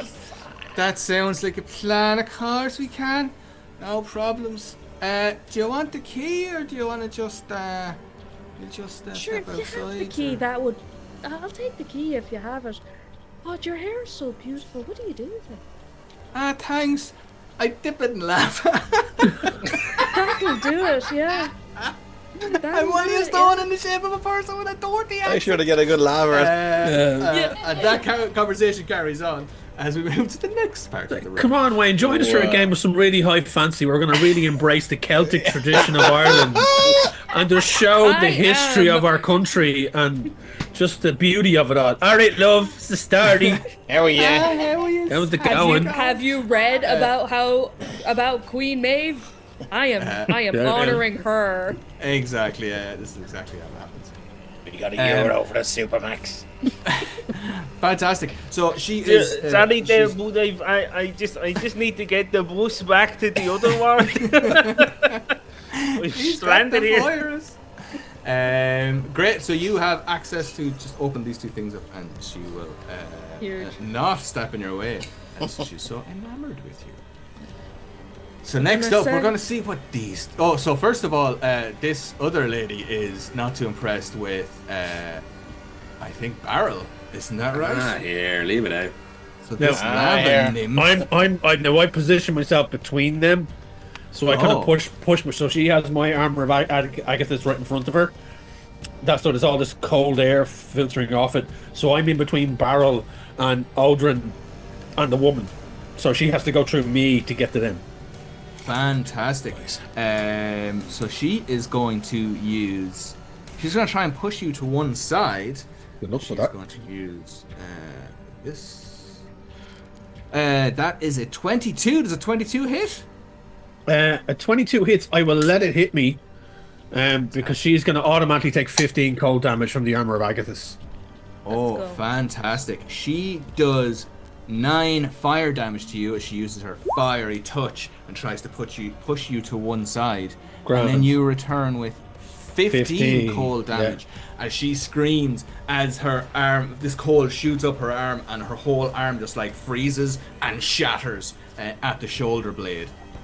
And I'm just gonna go to Ogre. Ogre's gonna be like that. Hold me back. Hold me back. I'll fucking come on. Hold me back. Hold me back. as she just gets cold. Just barrel like. Don't do it, brother. It's not worth it. Oh my god. I want to go back to the big house. So she's about to take it. So yeah, like her whole arm shoulder has frozen and just like snapped off, and she's staggered back. As she was trying to push you to one side, she's back where she was in the first place. These other 2 massive creatures are going to come. What are over. They? Can I use my reaction in that moment, please? Yes. Can you? I'm going to use my reaction, and I'm going to cast. Well, hang on a second now. Someone check something here. Check away, my friend. What are they though? What he's checking? Just they are giant, like lizard kind of huge, flaming lizardy kind of creatures. I'm in. Yeah, love it. Yeah, they're very. And how hot are they? Just compared to the sexy ladies. Actually, I'm not gonna use my reaction in that moment. Sorry. What are they? Well, they're kind of like giant lizardy, snaky things. So they've got long bodies. How hot are they? I want to know how sexy these lizards are. I don't want to cast aspersions or anything. 10. They're decidedly less sexy. It is a 10. These ladies. I love, like, everyone loves a good scale, and anyone's into a good lizard. So I don't kink shame people if they like lizard folk. If you like giant, don't kink shame people. Slink shame. They're like giant snakes with arms and like tridents. And like, they're all lit up with fire, and there's like scales. They're very flame colored. They sound very sexy. If that's your jam, then yes, more sexy than the lava ladies, potentially. So what was your reaction then? Oh, he said he wasn't gonna do it anymore. I'm not gonna do my reaction. Sorry. Yes. Apologies. Okay. Cool. Keith, if they are making an attack, sorry, I forgot to say they're not automatically. Sorry, I've not with it today. They're not automatically affected by that -1. It's a wisdom save, so you can just do it on their turn. It's DC 17 wisdom save. DC 17. Oh wow! With a 3 and a 4, that's not really up to too much for them. So and it's only on this next attack. Fantastic. So this one, this very large creature here, slithers over to Fiachnabon, and he is going to stab you with his spear. He's buying dinner first. Fantastic. So 21. Love it. Minus. Oh no, I didn't get that thing. So Fiachna, that is a 21 to hit. But 21. 21 definitely hits. 20 hits. But I am. Let me see now. I'm going to use Uncanny Dodge. Oh, very nice. And have the attack's damage against me. So it does hit, but I'm going to use Uncanny Dodge. Fantastic. So that is 14 piercing and 2 fire damage, which would be 16 in total. So that brings it down to 8 damage as this thing lashes out with its spear. Okay. And as it stabs you with the spear, it also spins around and does not hit you with its tail attack, as it gets a natural 1. And it slips and lands on its snake-like rump. The other one on the other side is going to notice what Quiva's doing over here, and it is not affected by your shenanigans. So it is going to turn around and it is going to. What? With a natural 20, it is going to throw its spear at you, and you are so busy. Talking to you that are lady. wrecking my game right now. Oh my god, that's a lot of damage, Keith.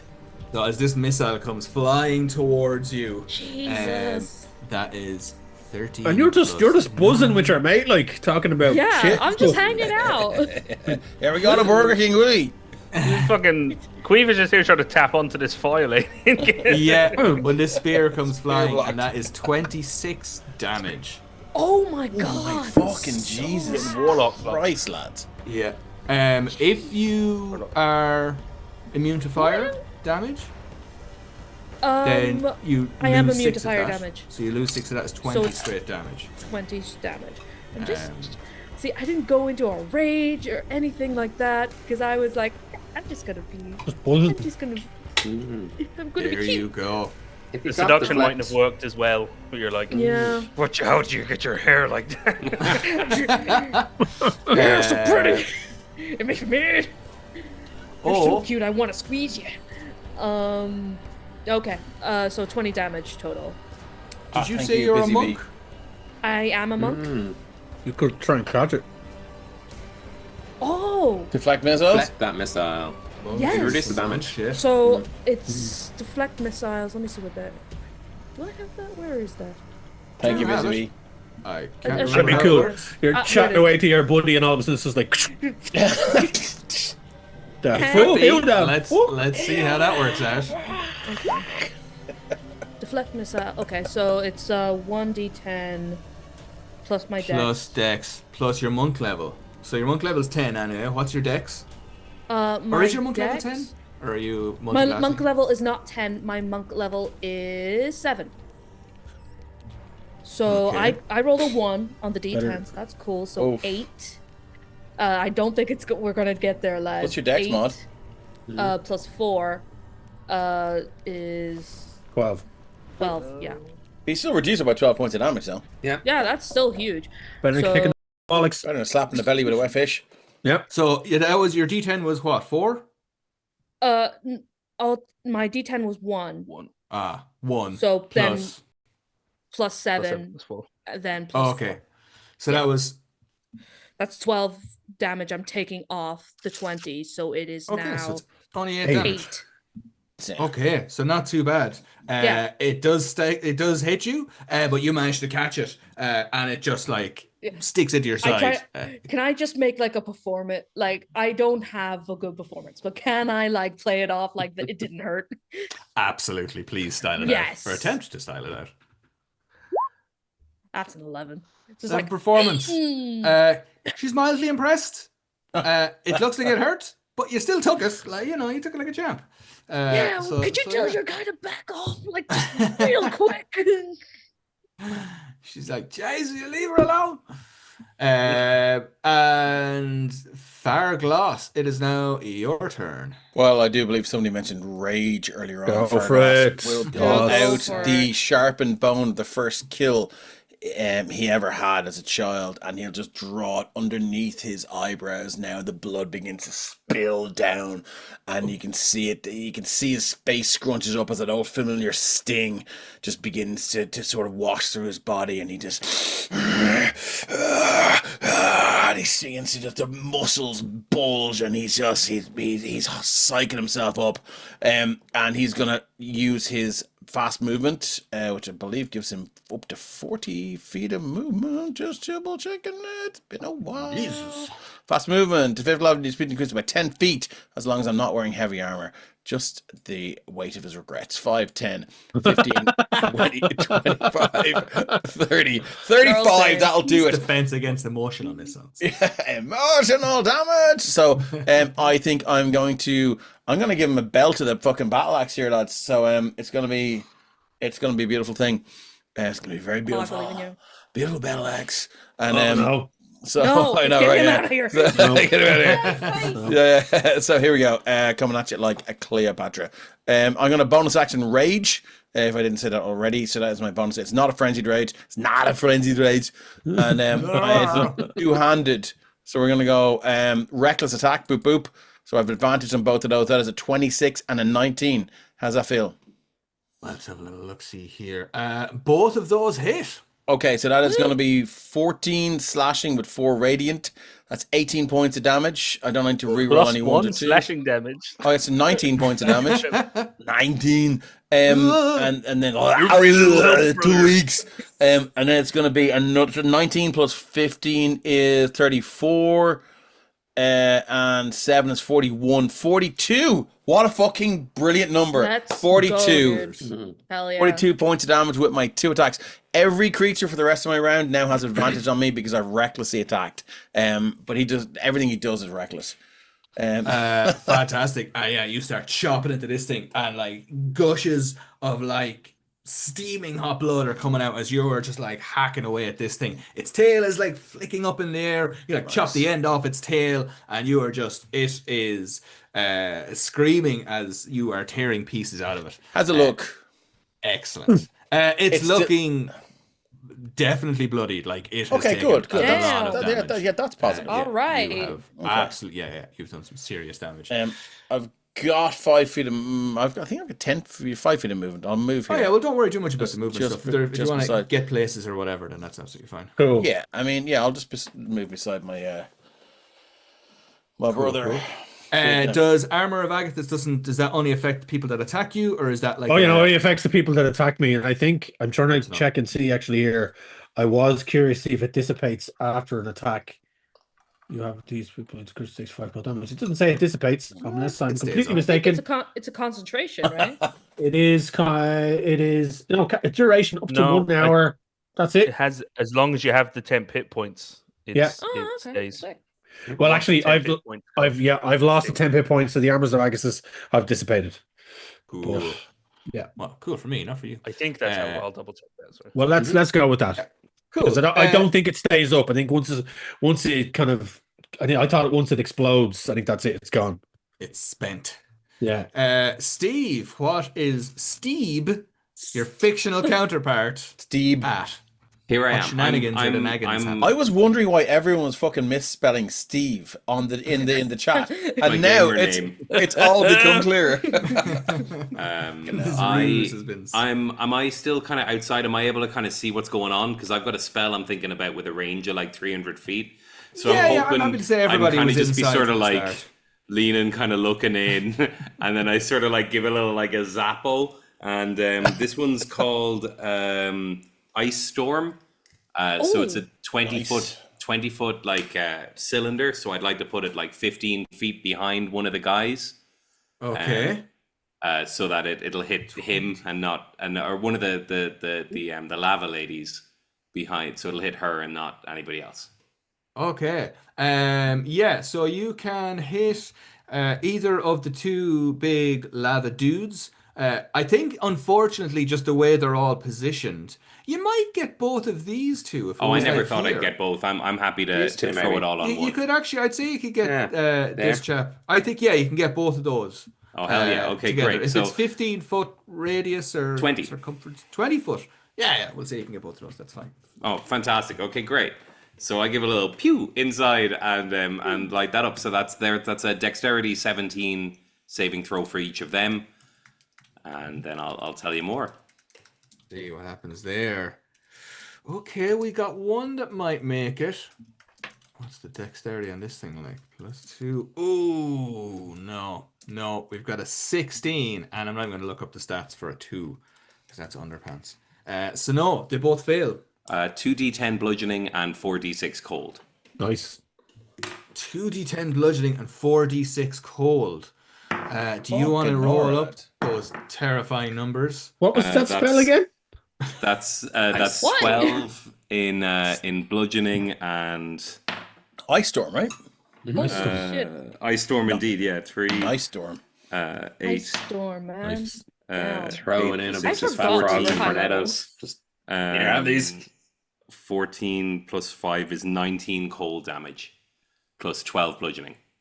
19 plus 12, which, if my maths don't fail me, are 20. 31.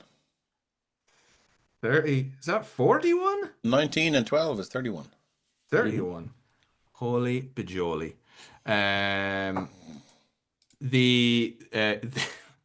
This poor lady that you're standing here chatting to is suddenly encased in a storm full of ice.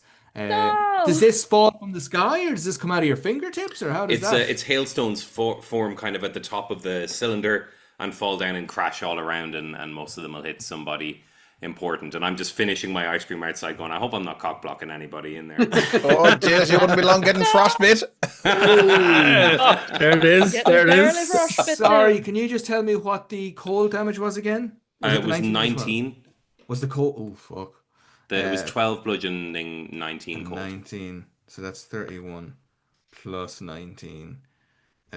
Because that is doubled. I figured, yeah. 50 damage to the salamander, dude. I lean in like it's a one-liner, and I say, "Ice storm." No, go on, you got it. Go on. Shit. Ice to No, meet you. Fuck you. Shit. You deserve this. Nice, man. The room falls silent for a little bit too long. And yeah, but your jokes are wanting, but your damage is powerful as all hell. She is destroyed instantly. She just as the ice falls on top of her, she looks up screaming. As you can just see her slowly turn to stone as the ice, the cold, the water just drains all the energy from her body, and she slows down and turns to stone, and she just turns into an actual stone statue standing there. The fires are put out within her. Similar happens to the salamander. As it starts to like slow down, it curls its tail around itself in an attempt to keep the heat in, and it just the ice and stuff piles up around it. It is not moving. It doesn't look. It hasn't turned into an ice sculpture, but it is curled up. It is stopped where it is. It's hard to tell what condition it's in, but it has gone into some sort of like protective. I feel like we might have angered the ladies now, though. A single tear rolls down my cheek. The frozen one. Yeah. And we're going to go back to the top of the round. But first, I think we might take a little bit of a break. Oof. Thank you very much. Is that all right? Do I need to give Kate like a... No, it's all right. I turned to the camera right when the break's happening. I go, I've got it. It's hail and well met. It was hail. It was a hailstorm. You just see Kiva go like this. During the epilogue, like Steve does that. Like you said you weren't. The guy's pointing at himself in the mirror. You can do this. You can do this. I'm flipping through my little jokes in a book. The camera and be like, "Wait, I've got it." Cut to commercial. All right. Okay, folks, we will be back in like what? Amazing. 10 minutes? 15 minutes? 5 minutes? Yeah. Something like that. I gotta go get a cup of tea. Yeah, we'll say 5. It'll probably be 10. But anyway, we'll see you soon. Something like that. We won't be too long. Oh. Bye, everybody.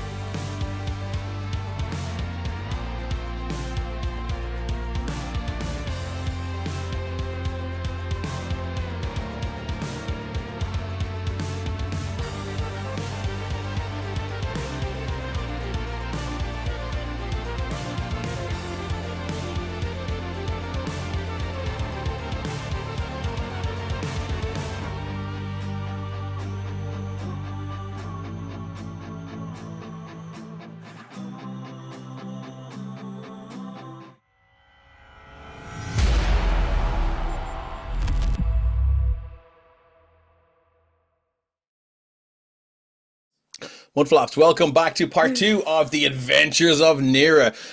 Before we jump back in, we're going to take a quick look ahead at what's happening on the next 7 days on the Emerald Collective. On Tuesday, we've got Arcane Adventures in Andromedas with the Ward Guard Patrol decimated. That actually means 1 in 10 of them are dead. And that's my Alan Partridge moment. Arthur left kneeling atop a pile of corpses. Just how will the party react to his patron's display of power? I'm back on... we don't have it. So Dice Size Tales is back on Thursday. Unfortunately, Craig is in a different happy time zone, so he doesn't have a blurb for us. But I think we are sitting atop a waterfall after a prolonged battle with about 42 kobolds. In a trench coat. Yeah, it's a huge. Yeah, it's kind of, well, it's a tent coat, but yes, okay. Bridget's cloak for all intents and purposes. And we were sort of reconsidering our life choices. But apparently we have to go on and finish the story. But look, that's D&D. On Friday, I'm back with the Saffron Saga, and the party are still reeling from the news of the death of the Mazelu household's manservant Boothby at the hands of the vengeful imp that once served the carved witch. Upon examining the charred remains of the Mazelu townhouse, the blood hunter Theodore divined that Boothby may have been taken to the hells as a prisoner or payment in a strange alliance between devil and demon. Meanwhile, Valder sent the zealot Ned north to the Nomus city of Crossnocken from Snogafar to retrieve the mother of one Eryxium Grim. With so much, Eryxium Grin would be a happier story. Anyway, it's not. With so much in play and so much at stake, how can the party truly make a difference in this epic conflict? Was only one way to find out. Join us on Friday. Now, that's all we have in the next 7 days. But I'd like to give a huge shout out to the amazing Kate behind me, who is our technomancer tonight. Kate has created all the overlays you see here in the Emerald Collective and is the wizard behind the curtains of ones and zeros. She also creates most of the maps you see on my stream and some you see in this stream. You can find her on Instagram, Twitter, and Facebook at It's a Map IRE. Thank you for following if you're looking for Battle Map IR. How are your commissions? Open. All the music you hear in the stream is from Tabletop Audio. They're up there in the Roll20 jukebox. So if you want to play your own games, you have music. It's free. Use it. And there you go. I think we should kick back in. Thanks, Keith. Just real quick for the... I have to use this opportunity to shout out the Daggerheart finale this week. Shit, I had that null. Sorry. Yes, go. Do it. Right. I'm so sorry. Nothing is happening this week. Episode 10 of Daggerheart. It is the finale. This is the final episode of the Daggerheart mini campaign in Horizon Solo. And I'm going to read out the blurb that I sent on. The Jewel Queen stands guard, the last shard of the glass heart, with her life in her hands. Our armies are on the attack. The clans of the Somnium must hold at all costs. Our intrepid adventurers make their move and hope to strike the Jewel Queen down. So join us this Sunday at 8:30 p.m. Irish time for the finale of the Daggerheart campaign. Really real? Really real. Or you know, if I go till 2 o'clock in the morning again, my wife will divorce me. So I'm on a standby day on the Monday, so I can do that. Yeah. So it's literally So sorry, I forgot about that. I mean, I'm playing on the fucking thing, but it just I did my blurbs earlier and I forgot it. Totally okay.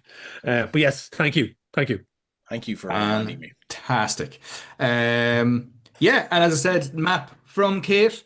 Excellent work, Kate. You can sign up to the Patreon and you will get not only to support these amazing people who do this and have these games, which is very, very important. Support your local D&D or TTRPG peoples. But you also get your hands on these amazing maps and these creatures, Ben, that you edited but couldn't remember. And also, fuck AI art. Don't use it. Don't go near it. Go to your... Wayne, you were saying it before. Everyone knows an artist. Everyone knows an artist. Yeah. Just talk to them. They'll do you a deal. They'll work with you.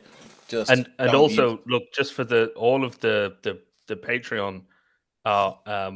Usually from Dean Spencer, like you can get stock art for like really like high quality stuff that you might pay a few quid a pop, or even cheaper if you like sign up to Dean Spencer or Publisher's Choice stock art. You get like images that would cost you hundreds and they're underselling their stuff. Like there's no excuse.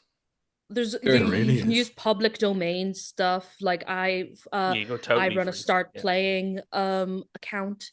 And I use old art from like books from like the 1800s and stuff. It's awesome. There you go. By real people. Those artists are dead. They're not coming after you. It's all good. Yeah, exactly. They're dead. There's nothing they can do about it. Fucking come for me. You can So use you're Steamboat coming Willie. for It's you. totally If you cool. want to use somebody's art, That's like necromancy to me. I'm in. Yeah, exactly. Wait in I a bit said of I public wasn't a domain. necromancer, so. A grave digger. Cool. Speaking of coming for you, Barrel. Yes. Oh shit. I'm gonna mispronounce Nice. that every single time I do. just say- Good What are segue. you doing as this As sexy Battle of flame Us? lady is now Yeah. kind of like her arm has been ripped off, and she's Yeah. was coming for you, but seems to be a little bit distracted now. What are you going to do? Before I step into the character of Barrow, I hesitate to say this, my lord, but would Ice Storm also have captured those two things in those little cages beside it, perhaps? And it pains me to say this, my lord, but the My lord. radius of that spell might have also caught some of those innocent people.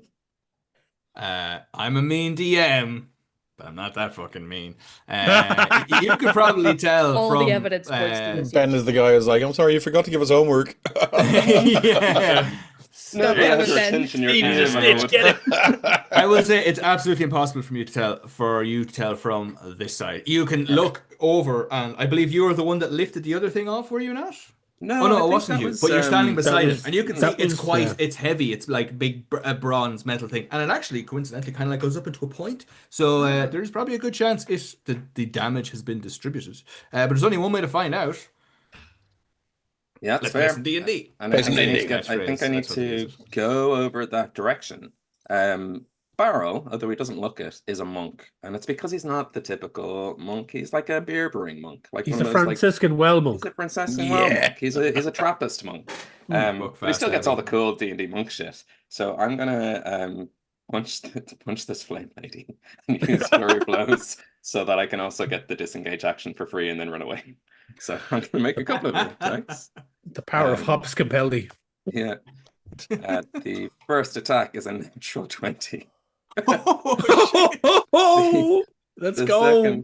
The second attack is a baby 26. I have to flurry blows to do the disengage, so I'm just gonna wail on them. After Sorry. you have wailed successfully on this person. And a 16. Is it 3 for 3? Let me get over to some. Yeah, that's 3 for 3. Let's go for 4 for 4. 12? Yes. Oh, yeah. Wow. Hey, any complaints? Take it to Ben. I didn't do anything to this character. I just picked it out. Yeah, of I the box. lay in. I don't went even back. have I a feel weapon. slightly less bad. I went back to the archives. I think I edited these over a year ago, but I see that they are called lava nymphs. So they're not only hot lava ladies, they're also nymphos, apparently.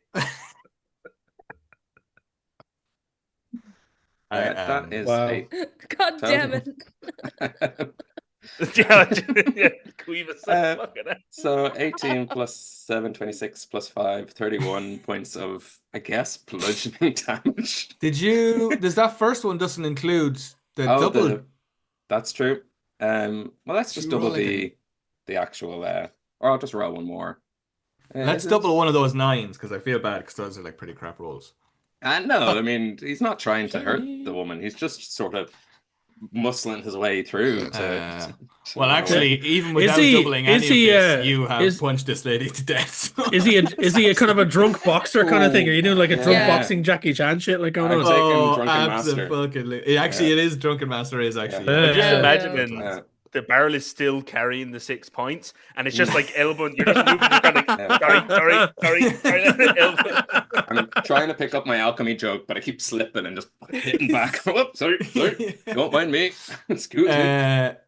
Yeah, those 4 blows, including that natural 20, intentional or not, you punch the crap out of her. As like the beer and the drink is sloshing over, and every time it hits her, it like tss, and like turns her like so she's moving, but she's moving because she is generating such an immense amount of heat that the stone she's made of is liquefied. But as soon as you start putting water on that, or beer, or whatever, It smells like a fibrous ashtray. whatever is in your fucking thing, it smells like a fibrous ashtray.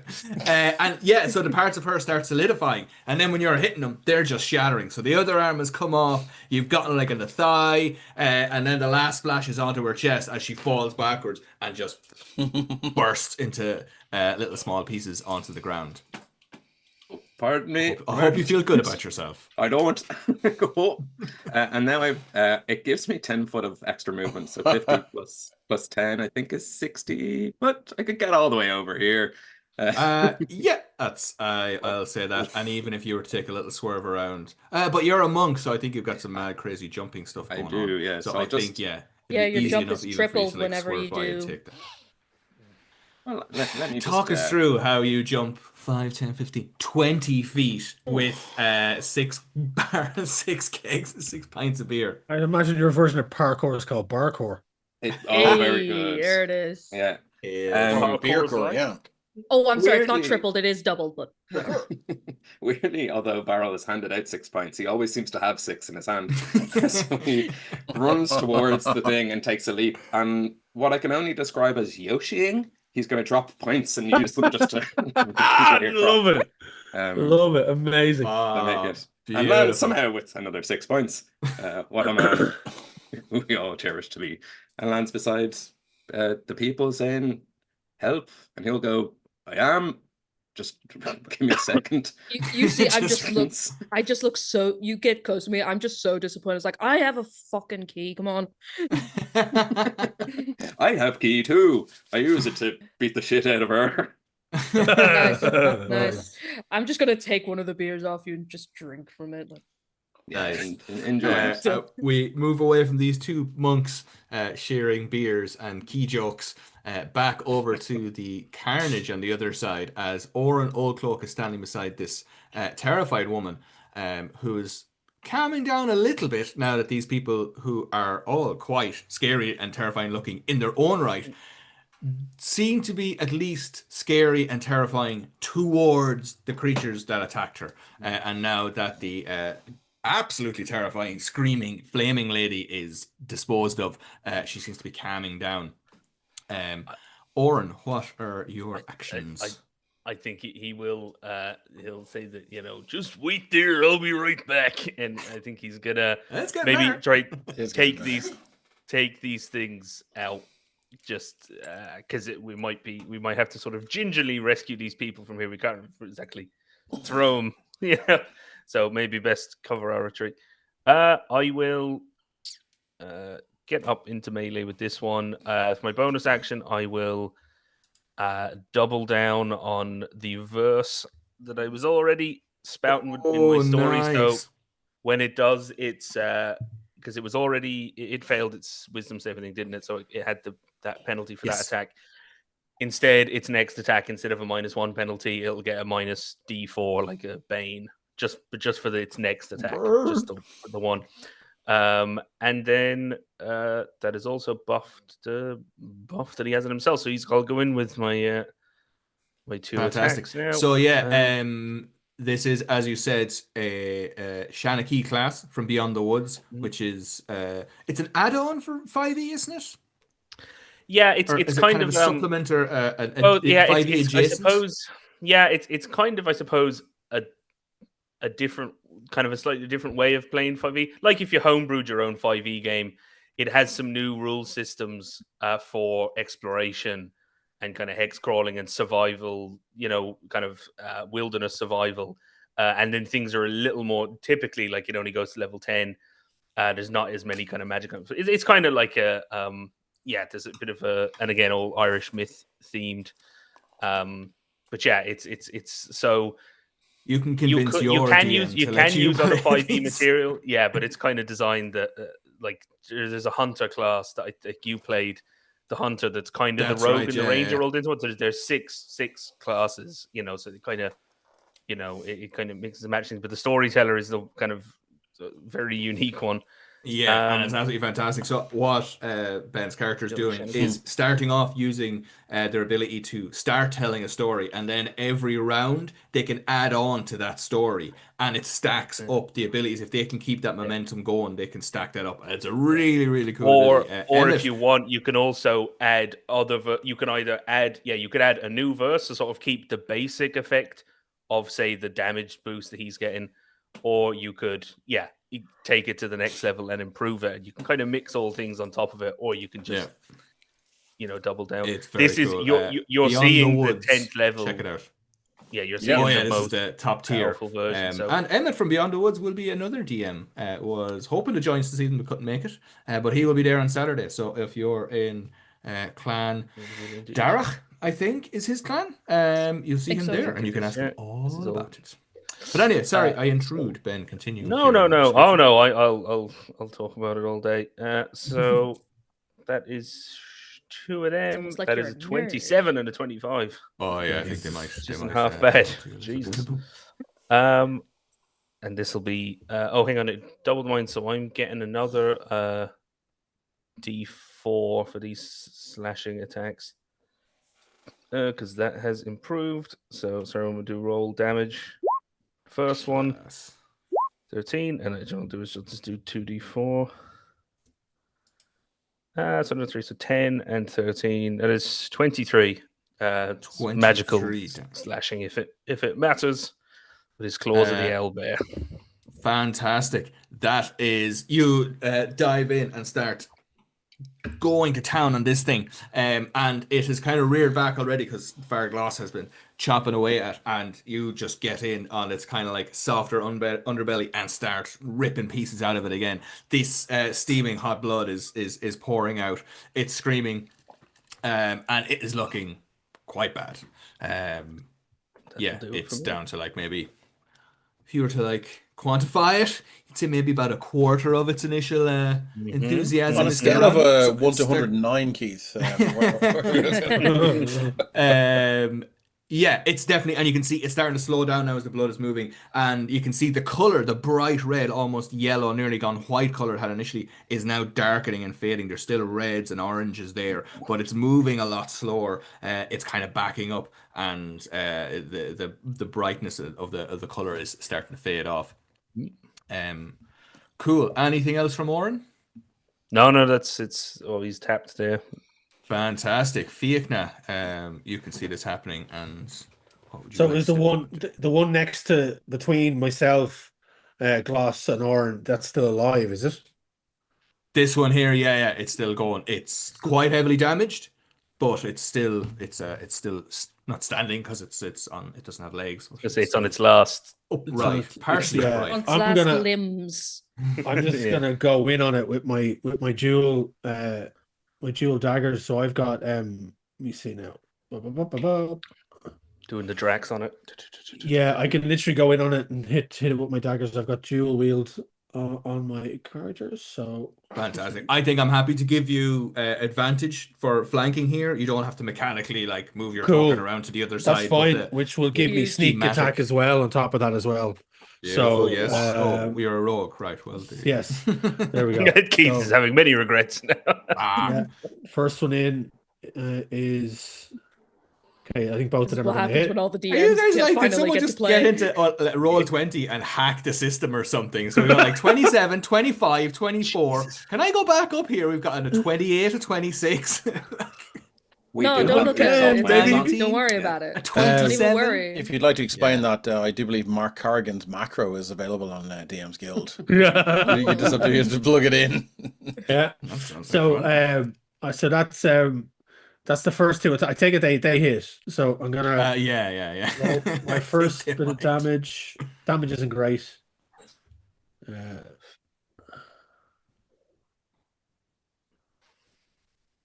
So that's 8 and 8, and then my sneak attack damage is 12. So 16 and 12. So 20. Oh, it already calculated the sneak attack damage. So because the game saw me flanking. So in total I did 22 damage. So you can ignore that second attack. For that's the first. That's the first attack. No, the first attack was the 15 damage, wasn't it? 8 first piercing attack, and 7 sneak attack damage, which is 15. 15 and 22. The second was 22. Oh yeah. Would you like to describe how you dispatch this thing? So he had 26 hit points left. We're gonna fall out. Are we? You wanted to take it down, did you? Glass wanted to fucking take that thing down. So yeah, it's all right. It's all right. he just over. He's still. I'm still kind of slick because of the armor of Agathis and the perspiration off that. So I slide in between the two of them, and I kind of push in with the daggers, and I just drive the daggers into the belly of this creature and drag them up along its scales into its chest, and it hits its rib cage, and I just push inwards, and there's like as my hands go kind of hilt deep into its heart, and then I just reef it out, and it just spreads its chest. And it just pulls it back, and there's a flick of lava blood as it hits the ground and sizzles up. And then I spin out from amongst the two of them because I know Glass is probably giving me the evil eye. And if you don't mind, then I'm going to move away from this and move. Let me see now. I'm just going to grab my dude. I'm going to make my way over to this lad here. I don't know, what's it? 5, 10, 15, 20, 25, 30. I can go to there. So that's the end of my go, I believe. Fantastic. And what a go. Quiva, you're back over on the second island, between these two sarcophagi. Yes. And beside this strange glowing portal. I finish off the last of the beer, my commiseration beer. I unlock the two sarcophagi and make sure the puppy gets out safe. The man puppy bounds out safely, a little bit chilly, but completely and utterly unharmed. Oh, that's broadcast that very clearly to everybody. The puppy Not is a single safe. dog was hurt.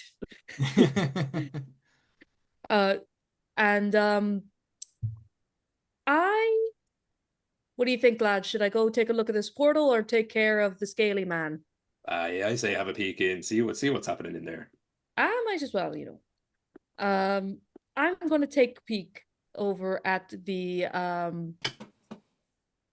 portal, and I would like to make a perception, see if maybe is there any sign of Nera or like him having passed through here, or is there too much fire? You can give me a perception or investigation check. Could I persuade you? Could I persuade you with survival? Yes, you could. Yes. Nice. Okay, Sick. Good work. Sick. I'll take Thank that. You. That 18. Is a 18, yes. Yeah, absolutely. You take a look and you can see that the portal looks out into the deep dark night. Back out into the outside world, and you can see footprints. You can see toe beans. A path of toe beans leading directly from this portal off out into the darkness. And I just turned to everyone. It's like, he went through the portal. He's through the portal. Do you want me to go in, or shall I take care of the scaly one over there? Go in there now. Just make sure it's not sphere of annihilation. With this in mind. Be grand. It'll be fine. I'll be grand. You're right. Right, true. Go on. I'll hop through the portal. Fantastic. You step gingerly through the portal, and you come out looking at the back of the house that you guys just went into. And you can see that the footpath, the toe beans are heading off back down the road towards what looks like another house further down. We could have just gone around the back. He went around the back. What? I just stick my head in. It's like, it's a typical country house. The entrance is at the back of the fucking house. Yeah, typical country always door. Nobody uses the front door. No wonder they fucking attacked us. Yeah, exactly. Coming into the fucking front like a bunch of lunatics. Who are you, the priest? I trust no one who uses the front door. Yeah. But yeah, I'll stay. Can I basically prepare an action in case something pops out at me? In case like a little demon or something comes up? You absolutely can. Yeah, with that 18 survival check, you can take a good look around, and it seems to be relatively safe at the moment. I mean, it's the lads, you've got night, anything could happen, but it doesn't seem there doesn't seem to be any traps, or there isn't like a bunch of goblins or anything sitting around with spears poking at you. Right Okay, after cool. you've checked it, like I'm like around the other side. I'm just like frantically trying to find a place to pee. I'm like, just tromping through all this. Yeah. Toilets around here. Toilets around here. Steve. That ice cream. Oh my god. Gone right through me. I'm lactose intolerant. Ice cream was a terrible idea. I let a nighttime street vendor convince me I'm an idiot. Where'd you find them? He passed by me. He called me over. He called me over. Like, come on.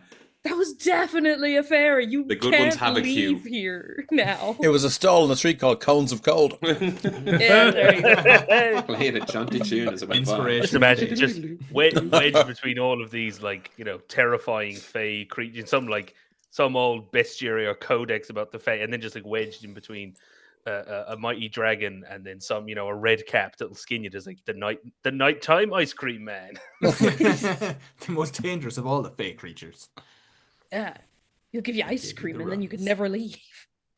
Okay, so yes, you've discovered exit right Back here. of the house. Back of the net. Cool. So you're stepping outside, was it? I'm stepping outside. I'm but I'll prepare like hold an action, like if anyone needs me I can like sprint in. Absolutely. Yes. So if any danger or anything comes up, then you can take your attack action against it. Fantastic. On my go, yes. We just got a tier 1 sub, just a heads up, from Rory Kai. Thank you very much. Oh, hello. And Flying Orc. Is that 2 or 1? What? I think it's 1. Thank you very much. Anyway, thank you very much, Rory Kai. Rory Kai gifted it to Flying Orc. That's what it was, yeah. So Rory Kai, you can, lads, we have 7 inspos in the pool. So start using your inspirations. It's now 8, yeah. Haven't needed it. We've been rolling hot. Yeah, exactly. You need to start fucking kicking our asses here so we start using them. Okie dokie. Yeah. So this salamander comes up to Fiacla Bon. If I can find the character sheet, which I appear to have already closed. They are going to whip their tail around. Yay! There we go. 23. Ooh. Yeah. Fuck-a-do. We got too cocky, guys. Okay. Hellish Rebuke, motherfucker. Actually, Fantastic. no. Not Hellish Rebuke. Because not Yeah, I Hellish was thinking Rebuke. that. Not Hellish Rebuke. I am going to use I would- Uncanny Dodge, not Hellish Rebuke. Because Hellish Rebuke will do fuck all to this lad. So Uncanny Dodge. Do. So that will reduce the damage down. So Uncanny Dodge, when an attacker that you can see hits you with an attack, you can use your reaction to have the attacks damaged against you. So I take the hit, but I kind of like whoop. So that is 12 damage, 5 of which is fire. So you can have that down to 6. Now it says the target is grappled. Escape DC 14. So its tail wraps around you as it attacks, and you are grappled. Okay. And mechanically restrained. That having done, it is going to... Who is nearby? I think it's going to fire an arrow at our friend Baril. I wouldn't go on. Stop. Come here. Go ahead of that. Yeah, because you guys are over there saving people and getting to the exit. 25, so there's a 25. Jesus. Man, we are rolling fantastic. I'm very happy about the rolls now because I'm getting good ones. So that spear is coming at you, and that's going to do 14 damage. 14 damage. Well, I'll tell you what I am, and I'll tell you no more. I'm a monk, so I'll be deflecting that. Let's hope for the best. No, what did I get? 16. Great. So I catch it, and I can use a key point to throw it back at him and say, "Go away now." I hope you haven't any of this. Get over there.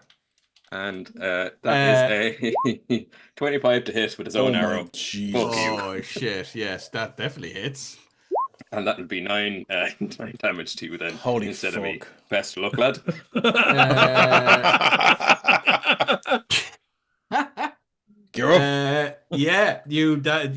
His own spear sticks into him. And know what you can do with that. Take it off your hole. Stick my own spirit, never leave the house. I was Dave. I was literally typing it. Too late, too slow. Okay, fantastic. What else is happening? Oh, I'm gonna say on this as well.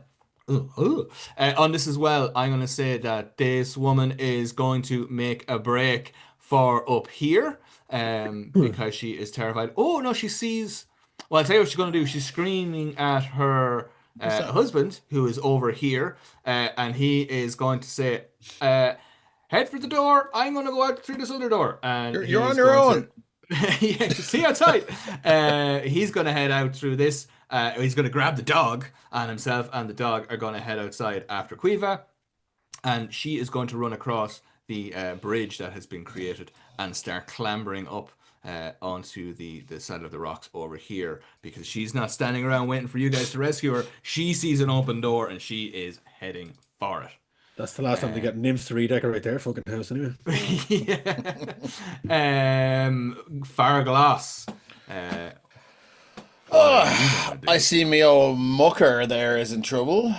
And old Farglass is considering leaving him to it. But Farglass, and if we're being sort of laissez-faire with the movement, I feel like Farglass could, because he's got fast movement, could double dash. Use his action to dash and get to the portal. But he's a fickle son of a bitch. So I'm going to ask Wayne, would you like to roll a d20 and tell me, odds or evens, does he help you? Odds. Okay, roll d20 odds. He'll come your way, and he'll help you. Did that come in? I rolled evens. You're on your own, big man. That's cool. So I'm gonna go. Sorry, did I say odds? Sorry, shit. Shit. Okay. I thought you said evens. God damn! I was like, yay. Okay, cool. He'll look at the portal and he'll look at it and he'll go, for fucking Jesus sakes. And he'll do a little nice. 5, 10, 15, 20, 25, 30, 35, 40. He'll end up here and he goes, this better not be another assist now, lad. No problem. That's grand. If I don't cut the bollocks out from under this one, you're going in that fucking drink. And in a moment of pure glam, his hood hits back and his shimmering white hair just flows in slow motion, and it's just like, Dreamweaver. It's like, go on, no, give us a hand. Joe. And he kind of looks and go, has he ever seen the hood down before? Probably not this evening, no. He's like, it's a story here. He's kind of looking at you going, oh, all right.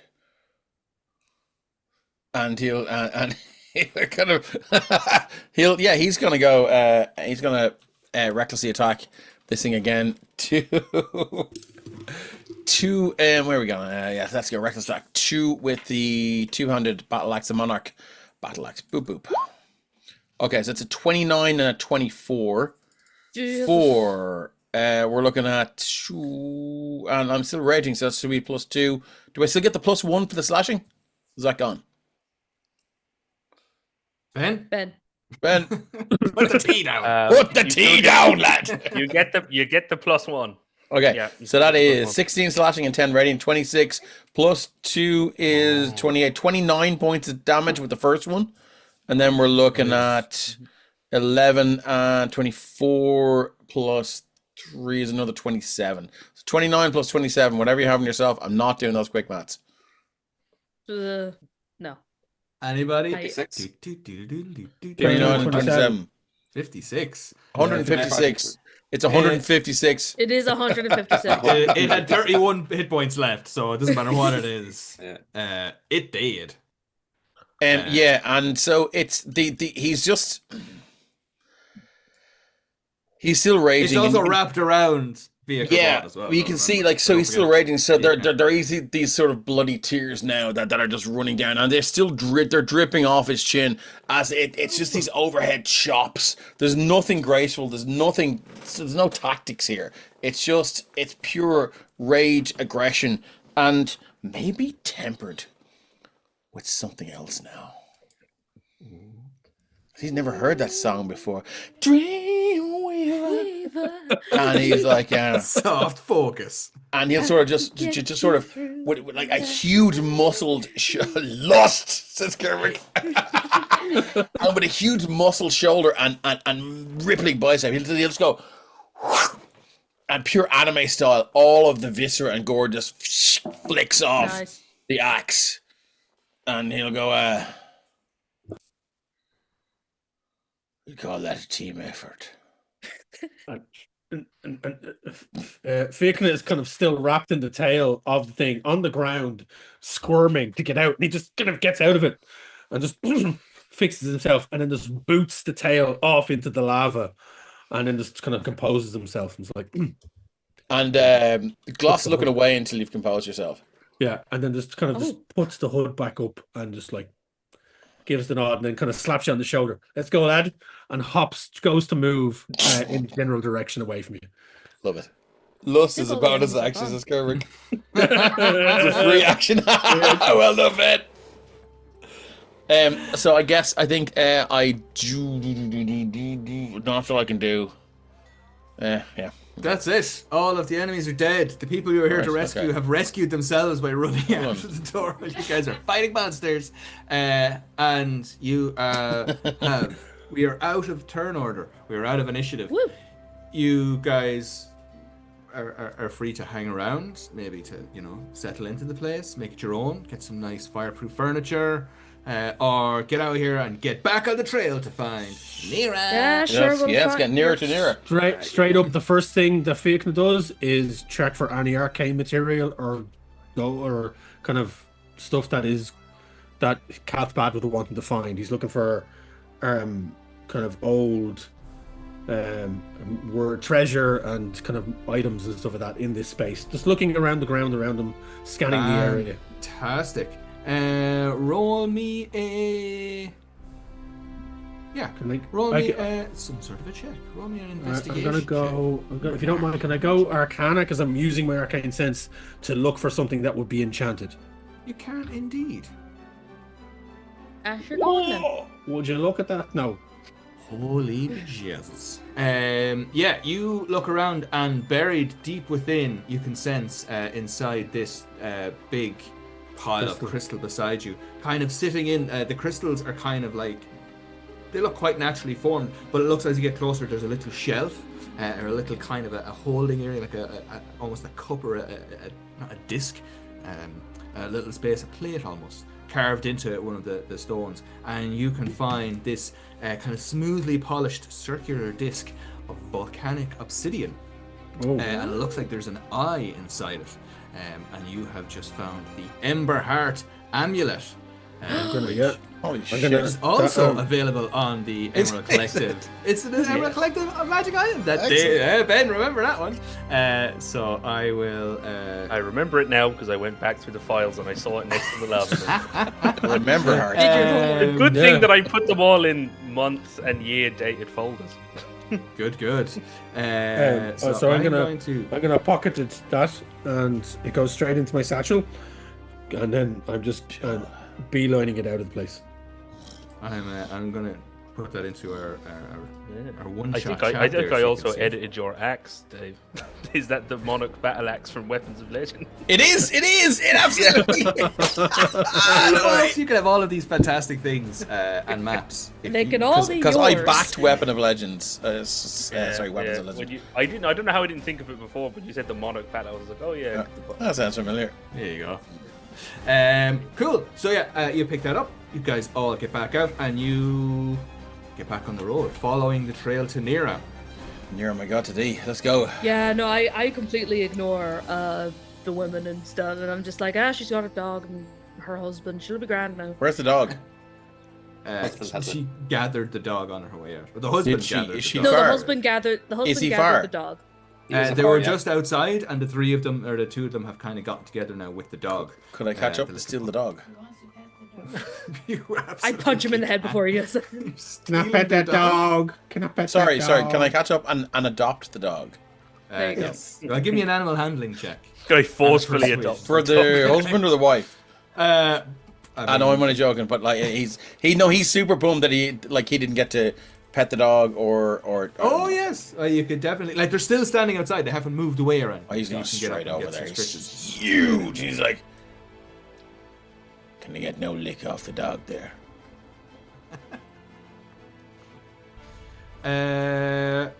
Give me an intimidation or persuasion. Okay, I'm gonna go with intimidation. You can use strength for intimidation if you Well, want. I was gonna say, could I do athletics? He's gonna ripple his muscles and he'll let a little he'll go and he go, absolutely. Can I get a lick off the dog? And then you'll hear where's we go athletics? That's an 11. Oh my god, I'm gonna use my inspiration for this. I don't give a fuck about the BBEG. 20 minutes. This is the most important moment. All of the inspirations just to lick a fucking dog. Look, that's valid. That's a 19. Okay, right. Definitely yes, now we're successfully. They terrified look in their eyes as they shakingly after all they've been through. Stop shaking the dog. Doesn't like it. The shaking gets worse. What's its name? Is it the best boy or the best girl? Boy. I know that's kind of binary, but you know what I mean. Which is it? It's a little boy, Rascal the boy. Rascal. Right. How old is it? 2. Right. Rascal gives it a lick of the nose there. He'll stick his nose in. Give me an animal handling check. Jesus Christ. I've got +1 on this. I'm sensing another inspiration. Well, that's a 6. He's gonna bite my You nose. simply have to use the inspiration. He's not going near. Oh, I'm gonna use the inspiration. I'm gonna use it. Yeah. Oh my god. Boop. Oh, it's a nat 1! Oh no! You bite your nose. You lied. Can I contract rabies before the end of the game? If you don't get to a tetanus shot, you sure will. Excellent. Not to be confused with rage. It's rages. Dog bites your nose and runs off into the darkness. Fucking nose! Run off Fuck after. Nera, we gotta find the dog. Fucking hell. This is a real cat and dog show, really, at this stage. Right, come on, let's the fuck out of here. You guys Shall we? head off further down the road towards another house. As you approach this house, he's Kaylee and all the neighbors.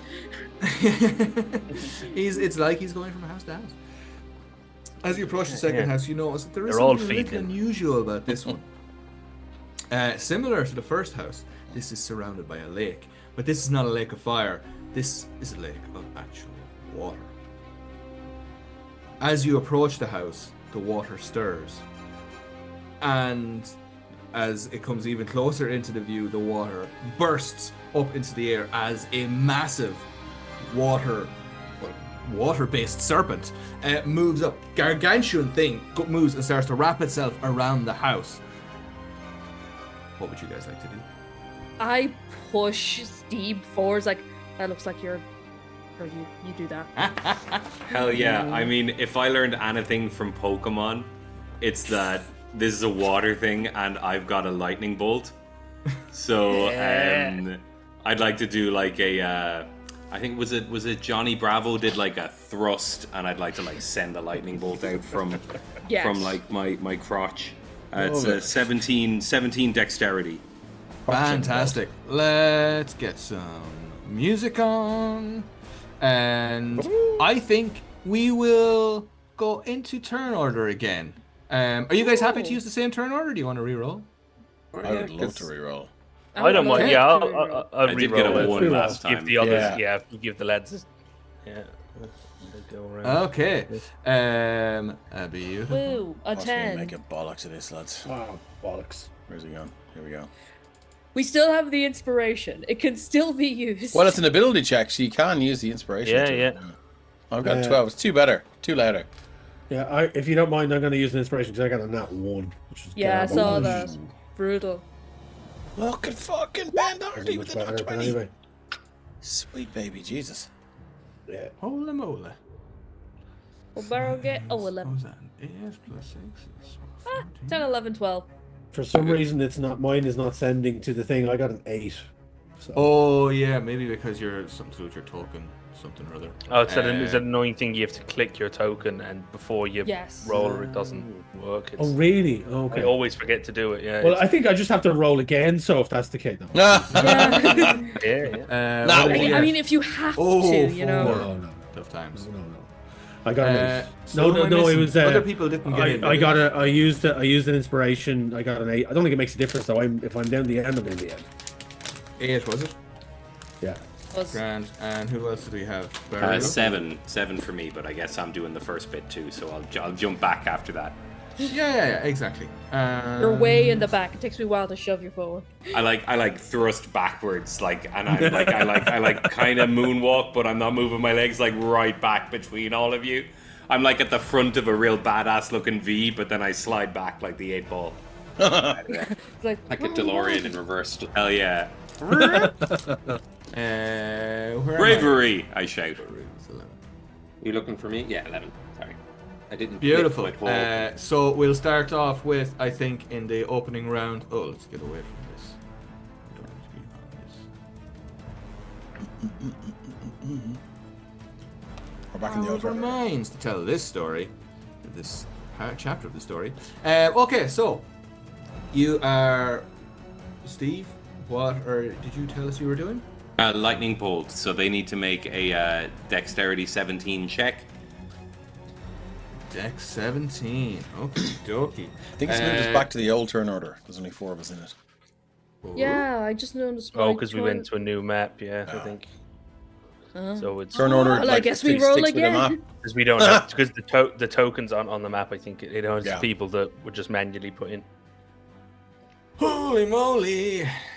We could just stay on the old map. Roll 20, folks. Is that? Is there anything I have to that actually brought back. Did it? It did, yeah. Okay. Well, we're gonna stay on that map. So grand. Yeah, save copy pasting or putting in new work. Yeah. Cool beans. So that was, what did we say? I need to do a dexterity saving throw, was it? Yes, please. You need a 17 3 or higher. plus change, so you are safe enough.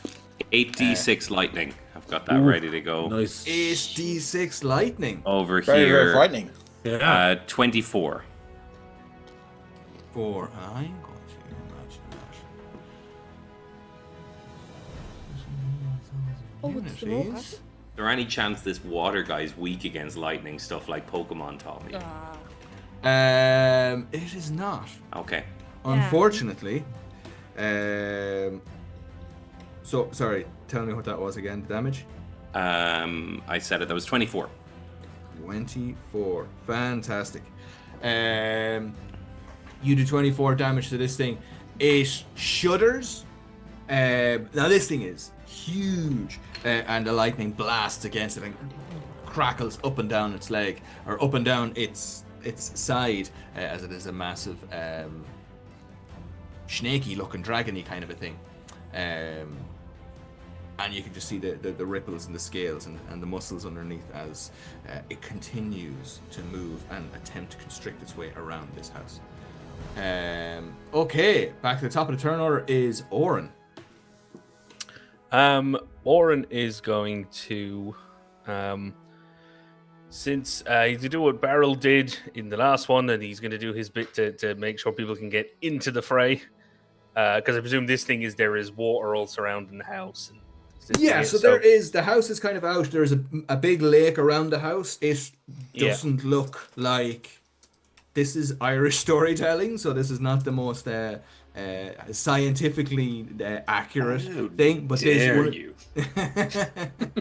it looks like this house is now sitting on an island, and as this thing kind of goes to move and wrap itself around the island, it looks like it's actually floating.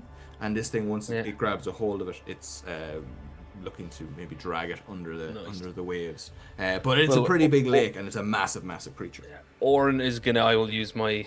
Well, first of all, he'll do bonus action to. He'll do bonus action. Where is? Sorry, now I've lost me list of verses here now. I'm just gonna choose damage for the time being. I'm going to do, he'll speak a dozen arrows, yet still he stood. You speak of a great hero who fought on despite their grievous wounds. So me and all of us that you can hear me, none of you have been suddenly deafened. We will reduce damage taken by 1. But just all damage taken will be just reduced by 1. As long as I keep that active. And then I get a freebie 1 for myself because I'm a subclass, but only me, and I'll do the +1 slashing damage for myself. And then, so that was the bonus action for starting the story, but I'll use the action to speak one of my legends, and he will speak the Legend of the Giant's Causeway. You tell the story of Fionn McCool, Cuiva, who plucked stone from the earth and hurled it into the sea to forge a bridge, all so that he could face a terrifying giant on a faraway island. This is actually very fitting.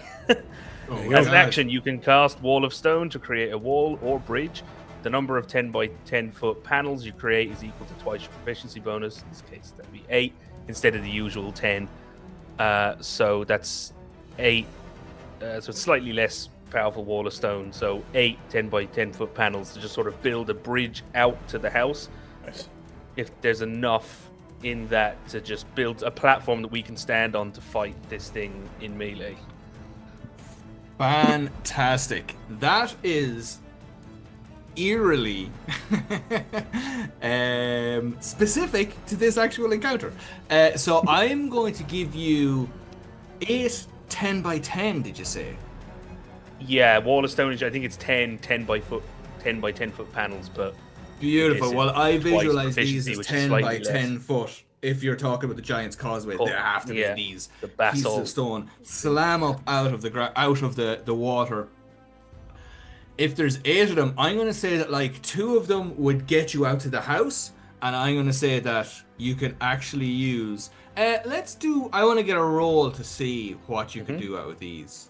Give me some sort of a roll. I'm happy to do Arcana, but if you want to fish for some other kind of a roll, basically to use these to secure the house. So this thing is attempting to drag the house underwater. Put a few of them underneath. Exactly, yes.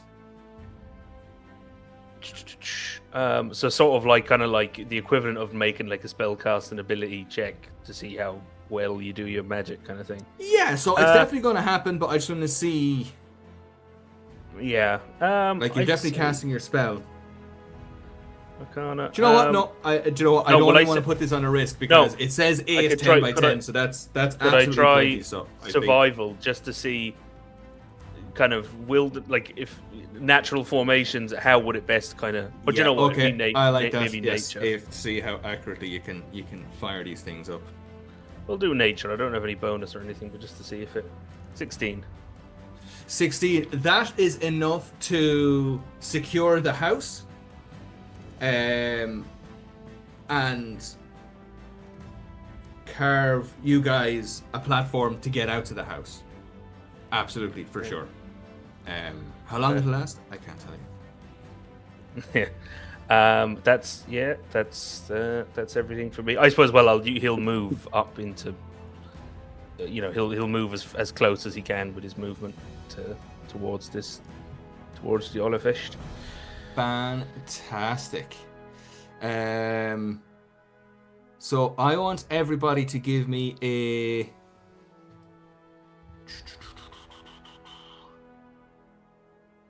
Everyone, give me a DC. Give me a Wisdom saving throw, please. DC 16. Tell me if you fail or pass. That's a 7. Oof.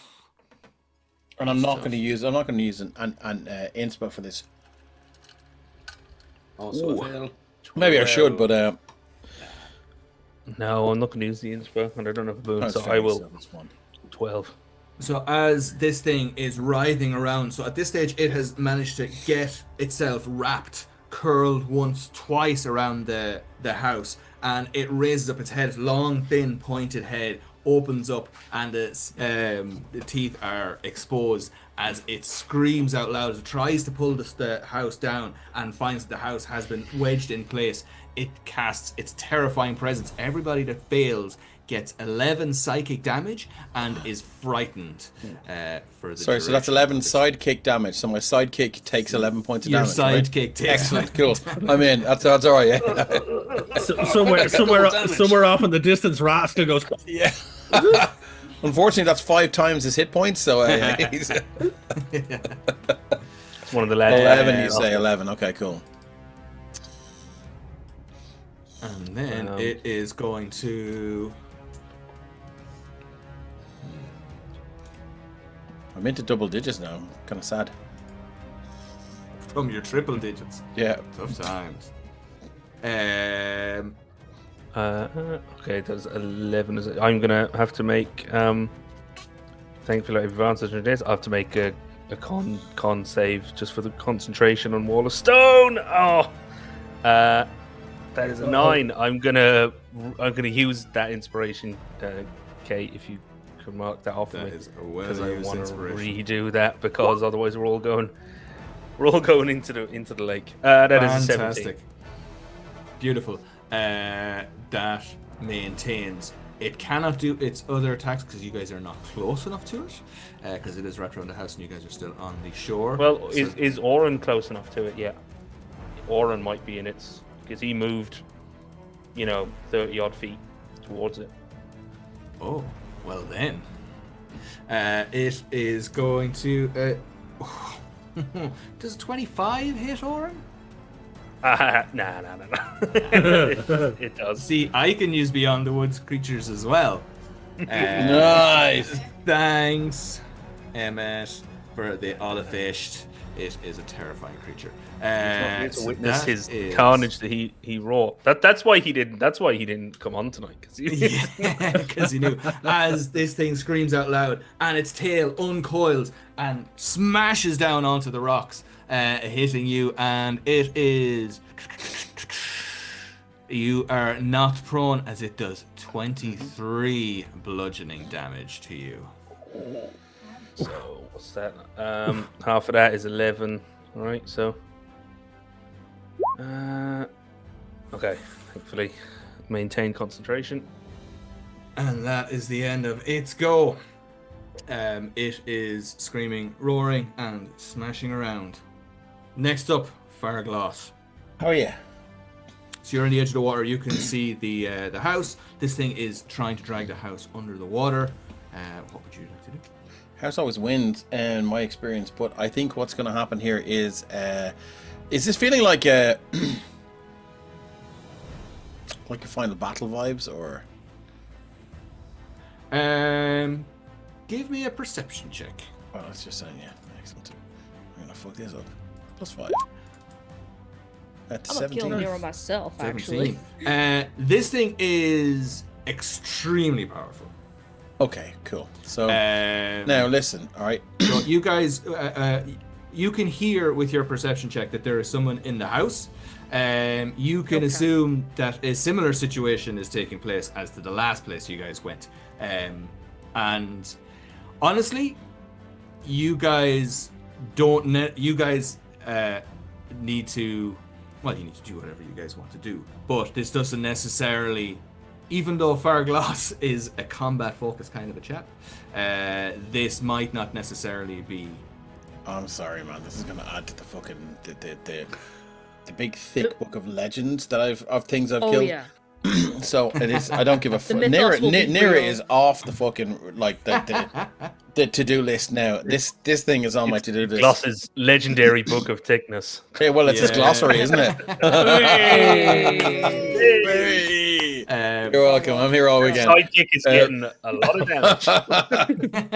Okay, cool. So what I'm going to do is now listen. Now, it's very important. Very important. I have a Monarch battle axe, right? Are you frightened though? What? Did you fail your wisdom saving? You failed. I'm also frightened. Sorry, I thought I took. Yeah, it's like, so everyone that failed their wisdom saving throw has the move frightened towards condition. it. Yes. So you are terrified of this thing. You're a barbarian, right? Do you have I'm about to. mindless something? I have mindless rage. I'm about to do it. Okay, cool. So here we go. Carry on. That's all right. Thank you. I am going to. So look, right. I have a monarch, but battle axe. It is shaped in the shape of a moth. It's not shaped in the shape of butterflies. Just so everyone is clear on that. They're purple moths. They're not purple fucking butterfly. Everyone makes Got you. Purple butterflies. Right, shut. Now I swear to fuck, right? So first off, he's going. Now he only has one bonus action, so he can't activate his moths, so buttery moths. This is the buttery moth. So he's going to bonus action rage, which I hope will activate his mindless rage because he's a level 6 barbarian and he has the mindless rage. I will pop it into chat there. Being 6 level, you can't be charmed to frighten while raging, and he is going to activate his rage. And so here we go. Coming at you like Cleopatra. So this is I'm gonna reckless attack this motherfucker with my my battle axe of moths. And here we go. Boop boop. Lads, can I get a crit at some stage? 28 and 29. Both hit. Sparkly purple butter moths. Got it. Okay, cool. So that is 16 plus 8 is 24 plus... What's my rage at level 6? It's 2. I can... Yeah, 2. Okay, cool. So that's 16. So 26 points of damage. It's magical slashing. And then there's another 28 points of damage. Damn. So... The moths come out, I was like, geez, these butterflies really like you. Yeah. So I think that's all I got. Actually, do you know what? It's not. I'm going to action surge and I'm going to go for 2 more. Let's go. So you just see, just with those 2 swipes, the axe just cutting through this this gargantuan creature. Now, as he sees the blood or whatever sort of powers this creature, be it like sort of magical essence, as it begins to leak out of this thing, you just see the rage heighten now, and the blood begin to just ooze out quicker, and just sees these long red tears begin to flow down and drip down his sort of topless muscular body, and he just begins to swing again. So I'm gonna go 2 more reckless again, as this guy is going. Excellent. So there's a fucking critical hit, motherfucker. Okay, so we're looking at 27 to hit for. Okay, so with that 9, I have what's it called? I have the Hushamagusher, which is called Great Weapon Fighting. So I get to reroll 1s and 2s on that. So what we're gonna say is we got. So what do we go? We got 27 hit. So 9 slashing. So that's 5 and 3 is 8, and. Hold on. A lot of 1s. I actually get to roll that D10 again. So that's 7 radiant. Well, that's a lot of maths. So 5 and 3 is 8, and 7 is 15 plus a D10. Boop. So that's lads, for fucking Jesus. You get to reroll 1s, don't you? Not the second time. Oh, okay. So that is 16 points of... You're doing D8 damages, not D10. No, it should be D10 because I'm using it... Oh, I only clicked the one-handed. Shit balls. Right, while Dave is going through a huge monumental amount of dice rolling. I'm sorry. Reroll all of that as D10. Yeah, do you know what I will? Sorry. So you guys see Farglass completely just abandon his... Oh, look, I even got a crit. Damage. There you go. Right, cool. So you're looking at 18 plus 11 is 29, plus 2 is 31, 41 plus 2 is 43 for the first one. Right. Plus 16, which is 49, 59, 69 plus 2, 71 points of damage. Oh, I thought it was going to be nice. No, I had to add the 2 rage. The rage makes it unnice. Yeah, it does. Don't do it angry. Don't do it angry. You run up the stone path and up the curl of this thing's. It's not a torso. Coils. It's like its body. As you start screaming something about a puppy and hacking into this thing with your butterfly-shaped Moth knife. Your moth-shaped my butterfly axe. knife. Your butterfly axe. That I got Asha in the Monarch 90s. battle axe. Your flailacon. Ooh, Asha in the 90s. Wow. Right, I know. Hacking away at this thing. It is raging. It is screaming in rage as you are carving pieces out of this thing. Huge quantities of damage. It is bloodied. At this stage, you have done a tremendous amount of damage to this thing. That's the only reason I'm here. Carving huge chunks out of it, and you can see flesh and blood pouring out into the water and mixing with it. Fan-fucking-tastic. Fair dues to you. That was incredible. Baril will be expecting a similar amount of damage from your character. No problem. Leave it to me. I'll get it sorted. Baril is terrified, frightened of this thing, and it's like that experience when you realize, oh Jesus, I'm drunker than I thought. So he uses stillness of mind to clean himself of that fear. Oh, beautiful. He goes, I think I need a drink of water, and he sees the screaming waterfall, and he just kind of calmly walks up to it. He's that level of drunk, he hasn't really been paying attention to what's been going on, and he goes, here, listen, I'm not really with them. We're looking for a friend of ours, a guy called Nera. He's a cat, and he pulls out a coaster and he points it up. He kind of looks like that. Have you seen him? I said, you're not looking so... What are you, some sort of house girdle or something? But if you've seen our friend, just point us in the... We'll leave you alone if you just point us in the right direction. And to be honest, I wouldn't mind getting back to the raft. So, any advice at all?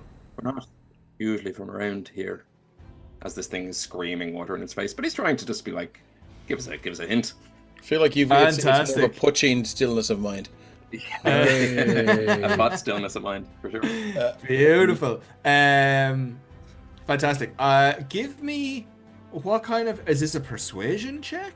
I mean, I don't even think Barrel knows what it is, but... Tell me what kind of check do you want to make, because I'm here for it. I think... I take persuasion. What's persuasion? Is it charisma? But if you want to give me...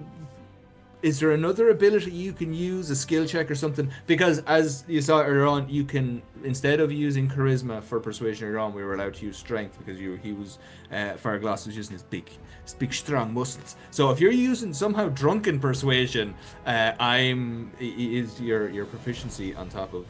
For sure. Maybe I'll pull a dread and say that's Barrow's connection to nature and water, maybe a survivally kind of like, here, you seem to know where the water flows will take me back where we're going. So potentially a survival, but I'm happy to use persuasion. I know I'm chancing my arm, so... No, that's good. I will give you... I don't know what survival is going to work, but I'll take persuasion, and because you drew the picture, I'm going to give it to you with advantage. Yeah. Nice. Now, it's going to be a high DC. I'm going to say... You guys are already fighting this thing, so... Would a natural 20 do it? Let's go! Just on as you kind of figure out the DC there, would a natural 20 be okay with you? Let's go! Clip. This creature... this thing is in the midst of, like, screaming and roaring in pain as... Fireglass is up on top of it. The little dog has appeared. The rescue dog, who's taken to Dave a lot more than it took to Fireglass. You walk up to this thing, it's screaming and roaring, and you show it the little picture of the cat, and it goes, "Is that Nera? Sorry, you've seen him. Jesus, Nera! Oh yeah, Nera was here all right though, yeah? He was, of course. Will you get this fucking Egypt off me back here? Yeah, Nera was here. He had a fucking dead fellow with him. They went into the house, and the dead fellow was a bit of a bollocks now, it has to be said. But he put a gauge on me, and I have to drag this house down into the water. I wouldn't be bothered about it now myself, but you know how it is with the gashes, the bits and the bobs. But aye, himself and that fucking bollocks of a corpse went into the house, alright. There's a few people in there, and I don't think they're too happy about being dragged under. But if you can get this gash off me, I'd be happy enough, and I'll leave it alone. Not a problem. The warden of the gash, did he tell you anything about doing it now? Could you wait like a couple of days and then do it? Were you given like a hard deadline? Like if you could just hold off for like... He just no, you had to write it there, no. He didn't say any specific timeline or anything, so I suppose I could ease off for a little bit. And sure, you know, if you get your bits and pieces, sure, you get the old folks out of it anyway. And then whatever it's gone, I could just drag it out, and sure, maybe I'll take it down there for a half an hour. Bring it back up. Can we take this guy with us? Yeah. Sure, can we bring him back to the fucking bar? Also, the other thing is, just a quick question. Did he say anything about bringing it back up after you brought it down? Because just a little, like, bring it down, bring it back up. Won't be grand as well. That's fine with me. I could hold the breath for... Far off it there now, alright, we could do that. Well, shall I tell you what, I'll stall the ball for a while, and you can get your business done, and when you head off, I'll give it a bit of a dip, and we'll drop it back up to the top. Appreciate that, and I give him the universal sign of calming down anyone in the world, which is that nice hand on his shoulder. Like, yep, good man, you're a good skin yourself. That has calmed me quite a bit. Again, you could just get this lad off me now. He's kind of hacking pieces, and I could do without it now, to be honest. He does this thing with his He does this thing with his eyebrows to fly into a rage. I don't know. I think there'd be easier ways to get angry about something, but for him, it's the eyebrows. So you know. Well, to be fair, I did kind of shout and. There was a pair of us. Misunderstanding. We'll call it quits now, and you can get into the house there, and we'll ever be. I'll turn around and go, "We're in, lads!" As if I'm on some sort of stag and I've just flagged away. Yeah. You're flagging your way in through a bouncer. Your friend's not coming in here. He's swinging an axe around. It's like, I thought this was Bratislava. He's not coming in. Ironically, though, Barrel is fucking pissed off his head, but like, cool as a but he has that level of piss where he could just get away with everything. Yeah, absolutely. Like functional pissed.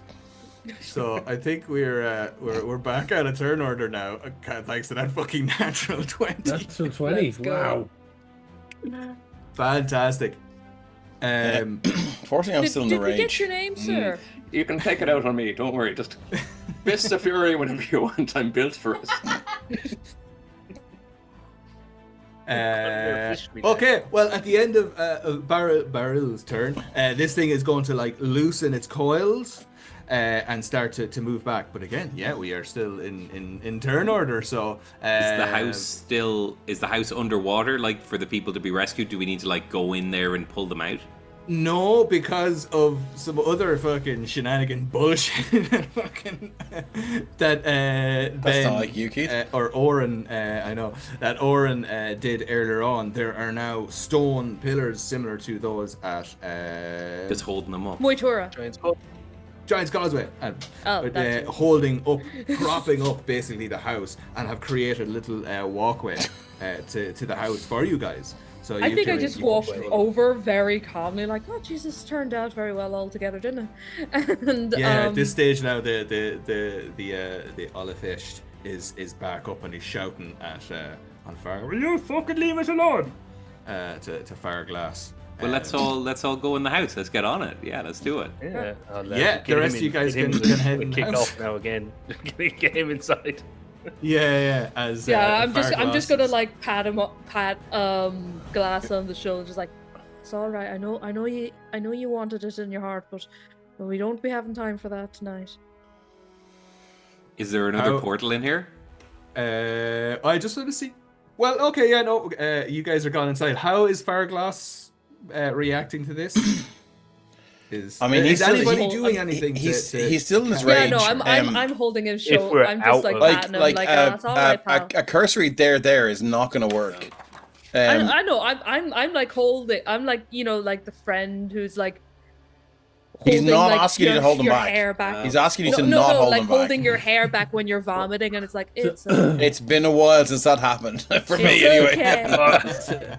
I hold back your beard. Leave it with me. Take a couple of swings of myself down there for a glass. You can have a crack. I've been in this situation before, Quiva. He just needs to get it out of his system. Anyone I know. I wanted to let you avoid the few slaps, but I don't think that's going to happen now. I guess will I make a wisdom save or? So, Fiachna's going to walk up and kind of sigh a bit, and then just pull the hood back and go, Dreamweaver! The white hair, just to calm him down, just to give him that kind of focus. Jesus, no one does it like him. It's glorious. I mean, do you want to? I mean, can we argue for a charisma check or? I think there has to be. I can give you a charisma check. You got it. Charisma. If you not 20 this, man. If you not 20 this, I swear to God. This is what we said. It's the other side. I want to. Can I use an inspiration? We 5 in the pot. Yeah. Go on. You have to. Use them all up. Okay, that's better. There you go. That's better. 21. That's a charisma saving throw, though. Oh shit! Sorry. Okay. So take the roll, I would say, and then do with a 14 and add your charisma modifier. Right? This is a contested charisma check to wisdom save. Where's my charisma? It's inside you, Wayne. It's inside you all along. What am I doing? Am I doing persuasion here? Yeah. No, I don't know. It's Keith's game. Sorry. Oh yeah. It was. I think. Was it a persuasion? Is it +3? I think persuasion seemed to be the vibe. Okay. Can I use my boon on top of this? He can. Yes. So what's that? A D4? There's is it? never been a more important roll. 14 plus your persuasion plus a D4. So my persuasion is 3. 17. 17 plus a D4 roll. That's another 3. The 20. So I guess I'll just roll a wisdom save, right?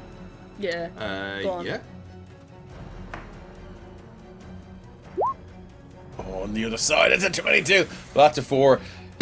I guess, yeah, on fire glasses, like he's shook out of his rage, and with that, I think, you should go. I feel like it's gonna be like Roadrunner, where the eyes go like slot machines, and then there's like hearts. Yeah, we can carry this into Saturday if you want. I'm just gonna lean over.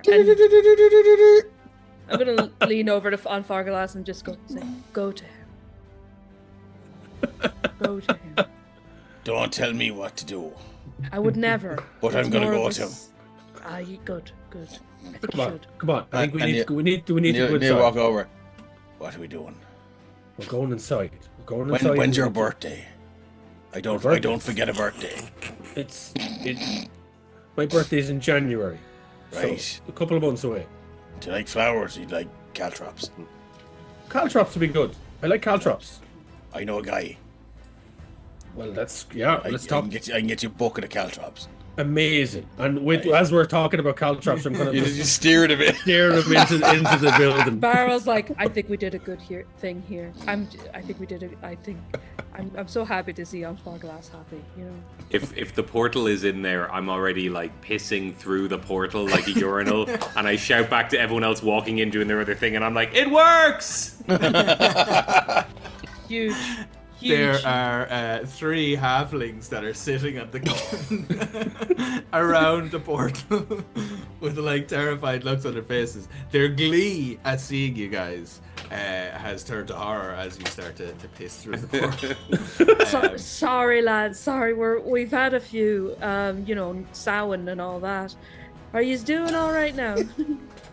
Yeah. There's a cat. A cat man was here, and the corpse. They went through where he's doing his thing. They're in the toilet, no problem.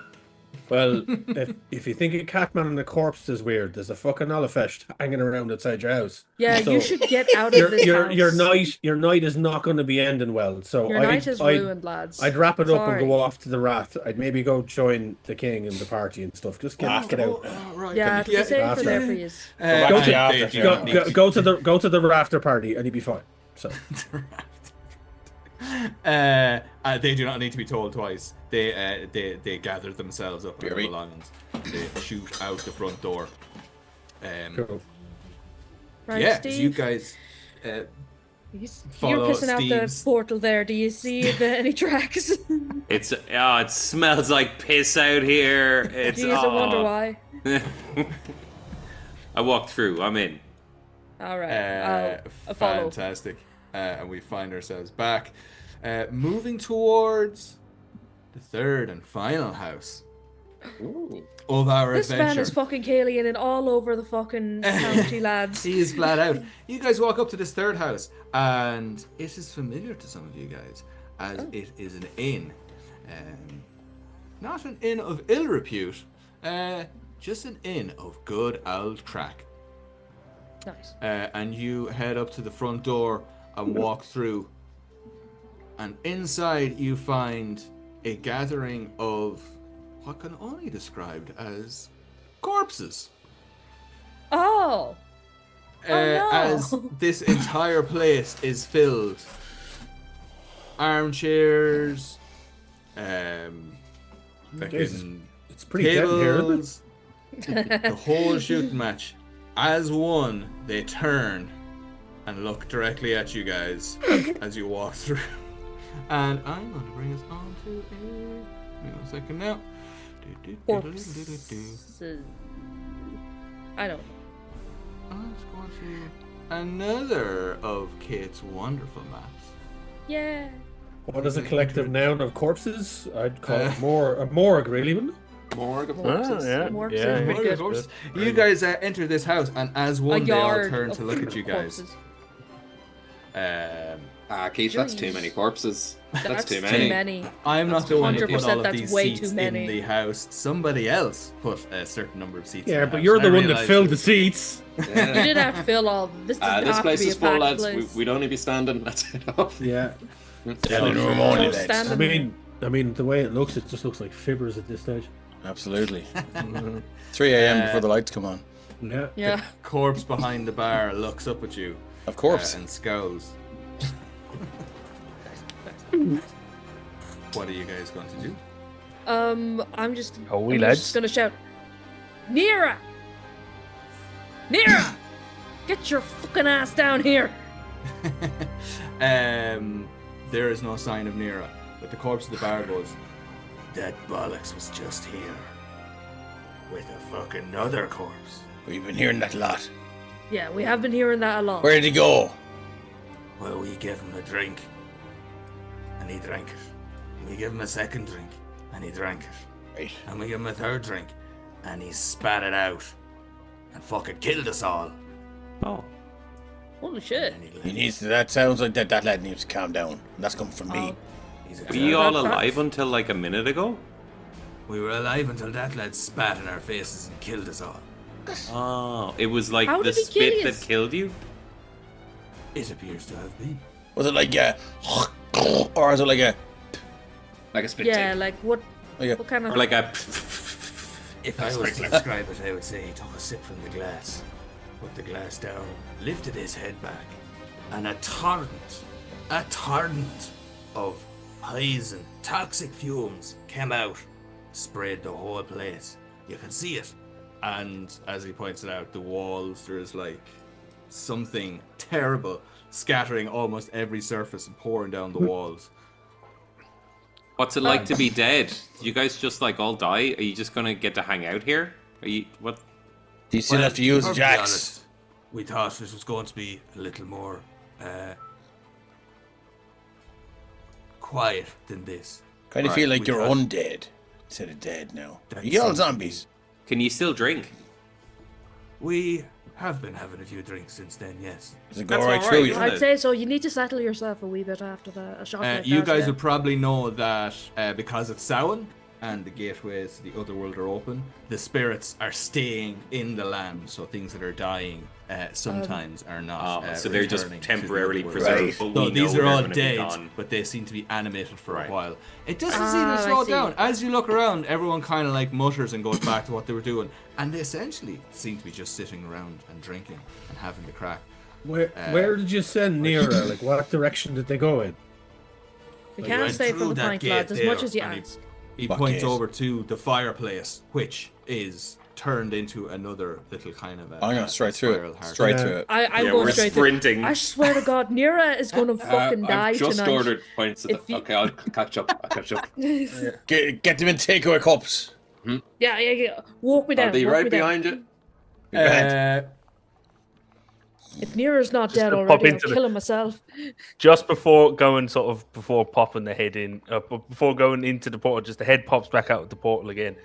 And he's thinking, because he left, they were eating a bit of a feast before we left. He's thinking, and we'll have an old drink on the way back. But is there any kind of decent old chipper around here or anything that would still be open when we come back?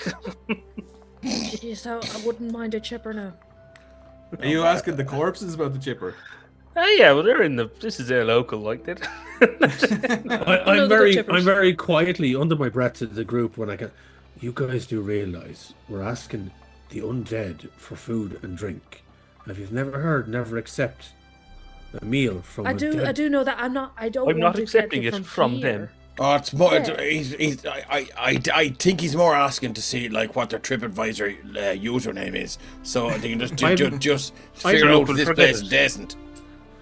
I don't want to be getting Yelp reviews off them either. Never mind drinking food. The only thing we yelping now is fucking Nera when I catch up with him. But anyway, we'll go back to that castle. We'll go back to that castle, and it'll be all it. I tell you now, now that you start talking about food. Something. I love an old fucking generous, good men, good men. Sorry, look. Fucking 10 out of 10. A corpse just puts up his hand and goes, I have the chipper down the road, but we're closed tonight. I can go and open it up for you now later on if you want. Nah, you're alright. Yes, Enjoy please. your drink, lad. That one guy that you have an ice cream head guy on the way out if you want to stop by him. Yeah. So I'm gonna go through the portal. Yeah, I'm going straight through that fucking. Yeah, we're all in. Nera. Swear to God, I thought I liked Nera. Yeah, no, fuck Nera, man. I thought I liked him. Nera's great crack. You guys could definitely book it through the portal and back out of the tavern. You guys find yourselves coming back out at the side of the road, not just beside the house where you were earlier on, but you can see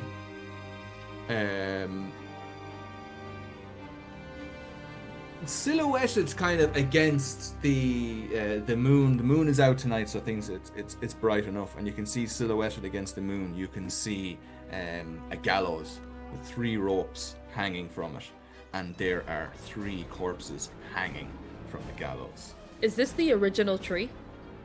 This is the original gallows back over near the palace. There's no sign of Nera. Is there any sign of a bracelet on the ankle of one of them? Nope. There is not, because I think you found the bracelet earlier on. Okay. Oh, we did, yeah. But there is 3 corpses this is the hanging 3. from Okay. the tree. Oh, Is one of them Nera's Nera? dead. Nope. No.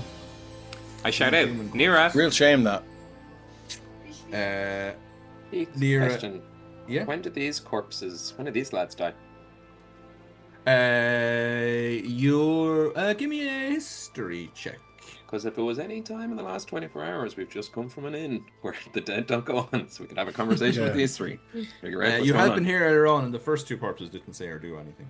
We didn't ask them any questions. Yeah, we didn't ask them anything. We Didn't even didn't ask ask. their Yeah. names. Give me Honestly, that's a- on us. That was Give rude. me a history check. History? Yeah. Would a natural 20 minus 1? What? God damn. You're Rolls in rolling this game. hot. Fucking insane. You remember these guys getting hanged like 2 days ago. They're starting to get pretty spicy, to be honest, up on the gibbet, but they were hung a couple of days ago. Would we be aware of why? Now, just the cause of the death, was the cause of the death hanging there, or were they killed elsewhere and hung? Oh no, they were hung on the gallows. That's how they were killed. Right. So, and do we know why they were hung? Yeah, they were hung. 2 of them were criminals, and one of them was our Lord and Savior. Jesus Christ.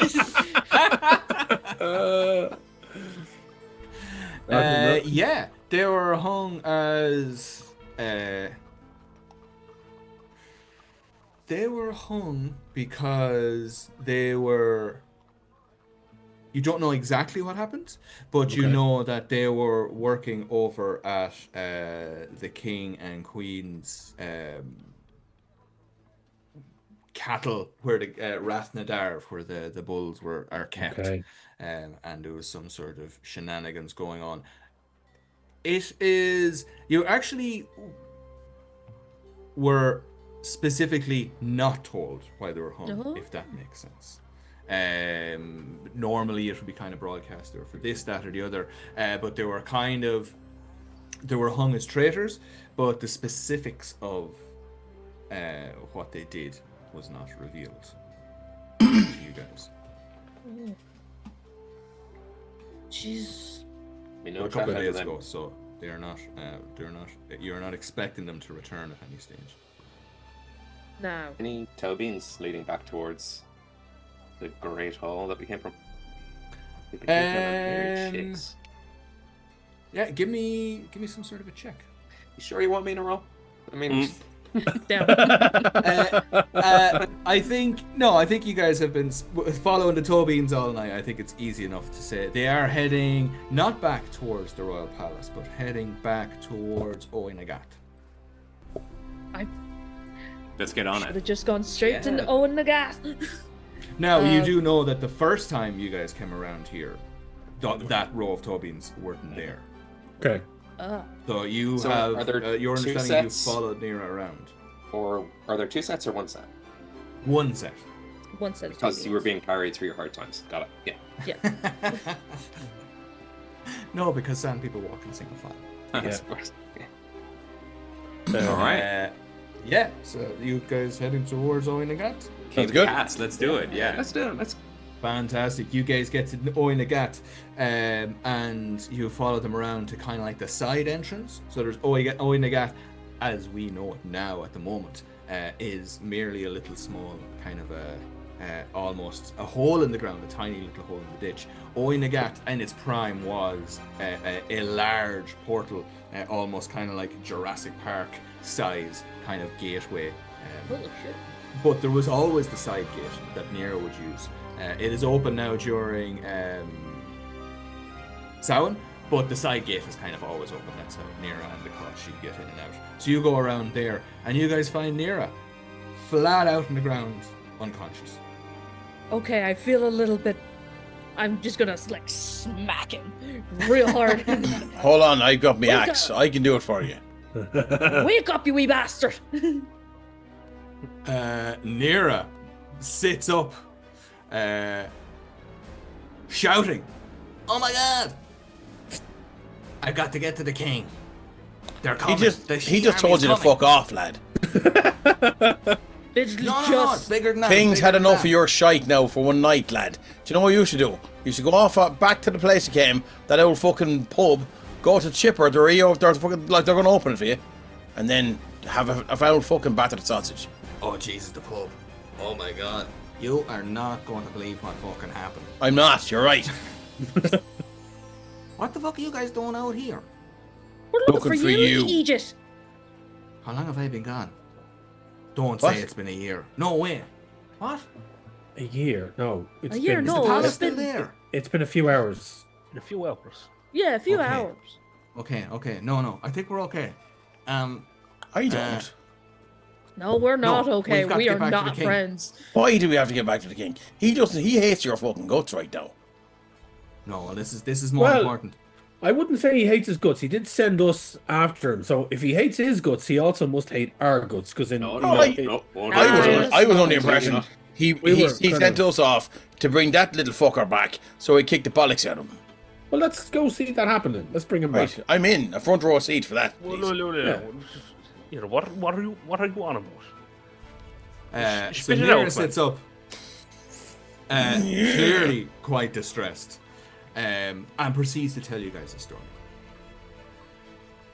He tells you the story, which you have already seen a good part of, in that once they left, I left the palace. I went up to put that fucking ring on the corpse, and it kept falling off. But the corpse spoke up and said, "Oh, if you use a peg, it'll stay on." So I said, "Yeah, that'll work." So I stuck it on anyway, and that was grand. The corpse said, he was a bit in the thirsty side, and I says, "That's fair enough." So he wanted to get a drink. So we went to the first house to get a drink. They didn't have any fire set in the hearth, so he seemed to take that a little bit personally. He cast some sort of a mad spell on the place, and he could look up and see from your reactions that you guys have already seen. He's like, "Okay, right, yeah." So that was that. So then I brought him to the second house. Same thing again, except for there was no clean water for him to wash with. He got fucking really pissed off about that. I won't even tell you what he did at the second house. We went to the third house, and eventually we found the pub. I looked over at the two boys. Yeah, you know the pub down the road? We went down there. You guys have went for a few beers there before. Yeah, and we got down there. Finally got him a fucking drink. And what does he do? He spits the fucking thing all of everybody, killing them. And I says, "What the fuck did you do that for? They were grand." And he says, "Oh, well, it wasn't because of my fucking nice manners I was hung." So I said, "Right, fuck this bollocks." So I grabbed him, dragged him back here, stuck him up in that. But no sooner had I gotten back here than the whole place was on fucking fire. I swear to God, I looked up. The entire palace burned to the fucking ground. I managed to hide, and it was like, everybody was killed. You were dead, you were dead, you were dead, you were fucking double dead. Your head was in a fucking stick. Holy shit. Yeah. I was fucking dead. Not me, man. I'm gonna keep rocking forever. Forever. So I snuck in this army of the fairies, right? And I snuck in and went back in to the into the cave and followed them through. And I snuck past them, and well, I thought you guys were all dead. So I just was kind of like upset and all that, and just kind of got on with things. So then I was sounds like a toddler explaining it. I do an unarmed strike. I slap Nera real hard across the face, and I say, "Snap out of it." No, this is all true. I swear to God. I was there for a year. I was like, I do a backhand slap, and I say, "Okay, then." Continue. You were saying. I'm like taking it back. That feels better. Thanks very much. So Nero goes proceed to tell the story. They ended up back into the other world, where they destroyed all of their friends dead. Crahan destroyed. They went back into the other world with a terrible sadness on them. Time passed. They lived there. Nera started a new life carrying firewood for a fairy lady. They soon fell in love. They married. They had a child. Nice old life. Hold on, all this shit happened in the fucking year. This all went down in the space of a year. 1 year. In 1 year. You married You're a fast mover, boy. boy. Fast fucking mover. I thought Nera thought everything was gone. I thought you guys were all fucking He learned to play the flute. Yes. Amazing. Amazing. Lovely. Tell me, how many lights do you see? There are 4 lights. 4 lights. So Nero went on. Yeah, I fell in love, lived happily ever after. And then at the end, in not even a year, I was still sad, and she was asking me what went on. So I told her what happened, and she said that was only a vision. If I came back to Crahan, I could warn Alil and tell everyone what happened. So I came running through the gate, and then I woke up and I was here, and you guys were here, and now we got to go and tell the king. So hold on now. We've got to go and tell the king. Something happened, but it didn't happen. But you dreamt it happened, and then you're asleep for a year, and then it might happen. Nera jumps up and grabs your head with their 3 big paws. There's a fucking army on the way. We gotta go tell the king. All right. Listen, what do we do? Listen, I don't fuck around with seers, so I'll believe. And Sure Farglass, as Nera grabs it, you can see tucked behind her ear there is a primrose flower. Ooh. And a primrose flower only grows during the summer, and this is the dead of winter, so there is no way that flower would be alive. under any normal circumstances. Okay, so he'll will reach behind Nera's ear, snatch it out real quick, look at it, sniff it, and go, for fucking Jesus sakes. And then he'll turn around to Fiachna, and he'll offer Fiachna the primrose. Aww. Oh. That's for you. Don't let it die. Don't. Nera grabs the primrose back. That's the fucking proof! And bolts off for the palace. For fuck's sake. Not even a fucking thank you. Jeez. And that is where we are going to close out our tale tonight. For that is an actual fucking Irish story, which is insane, but is it's true. As written, is kind of true. Well and done, at that Keith. moment, that's where you guys will, where we will start our adventure on Saturday, as the king hears this banana story from Nera and calls his chieftains to arms in defense of an incoming attack from an army of the Sidhe. Thank you so much for joining me in that. Keith, thanks a million. That was amazing. Well done. That was so much fun. That was Thank great. you so Well much. done. Fucking deadly. Fantastic time. What an insane story. That's the true story of Nera. That's Didn't class. see the snake one. There's a lot of them like that. Yeah. Irish Yeah, stories are just bananas. And to be honest, more Irish myths and legends I read, the more they read like a D&D game. Like they're just a series of sounds- insane Also like a trip. events. Yeah. It's magic. There's magic mushrooms. But you know what's yeah, going to and- happen? Around the countryside Like, here. So eventually, we're going to fucking find, we're going to unearth 1,000-year-old 5th edition player's handbook and realize that someone went back in time and just fucking wrote all these games down. Exactly. Yes, yes. And there's going to be a little like DVD buried underneath that, and Finn McCool was actually one of the best DMs in the history of Ireland. Yeah. Weaver would That's- be raging. Yeah. Finn and Lee Mulligan. Yeah. Nice. Amazing.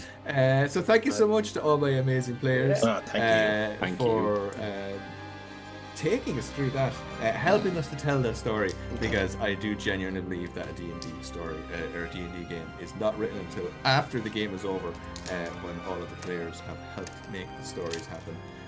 It was hilarious. Thank you to Kate for the wonderful maps. Thank you, Kate. For, Come in. I'm going to say hello. for TMing, techno mistressing. Hi Kate. Kate. Kate will be there at the castle on Saturday, so please do show her some love when you see her. Unless she doesn't want people coming up to her and telling her how amazing she is. We will all be there on Saturday. Fizz Gig might or might not be there. She won't be there. She's going to be minded by the in-laws. Oh, lovely. There she is, look. But yeah, we will see you all on Saturday. I think we still have, I think there's like 2 tickets left at this stage. So if you do know anyone that's interested in flying, let them know. You can still pick up a ticket. Yes. Like I said, Go on, you know you want to. It's gonna be a long time. It'll be pretty good. Either that, or we're gonna have to give them to 2 of the zombies from the pub. So. And they'll keep trying to tell us to go to the chippy. We'll have to be like, no. Yeah. No. You guys fancy some more D&D action? We're back tomorrow with Yes. my homebrew game, the Software Saga, and then on Sunday with Daggerheart, the the final finale. I believe in you. It will be the finale. It will be. It will be the finale. Yeah. I think we're in trouble though, because I'm right in the middle of things, and I'm a bard, and I'm squishy, so it'll be fine. You'll be fine. Don't think too hard on it. Finale. That's okay if you die. That's fine. Yeah, exactly, Unfortunately, I didn't get to kill any of the players tonight, which was kind of That's hoping okay. to. That's We've been dead the whole time. If you kill us, does that mean like that we can't show up to the castle? Yeah, we just don't show you. Sorry, guys. It was I'm a dead. TPK. There's five tables without DMs. Yeah. No It's refunds. sad, we would But we all just show all up, but been we all have ghosts. chippy Yeah. bags. Yeah, it would have been ghosts. Yeah. Wait a Yes. Sorry, guys, can't talk. I went to a fairy chippy. Yeah. The only way I can describe the whole game is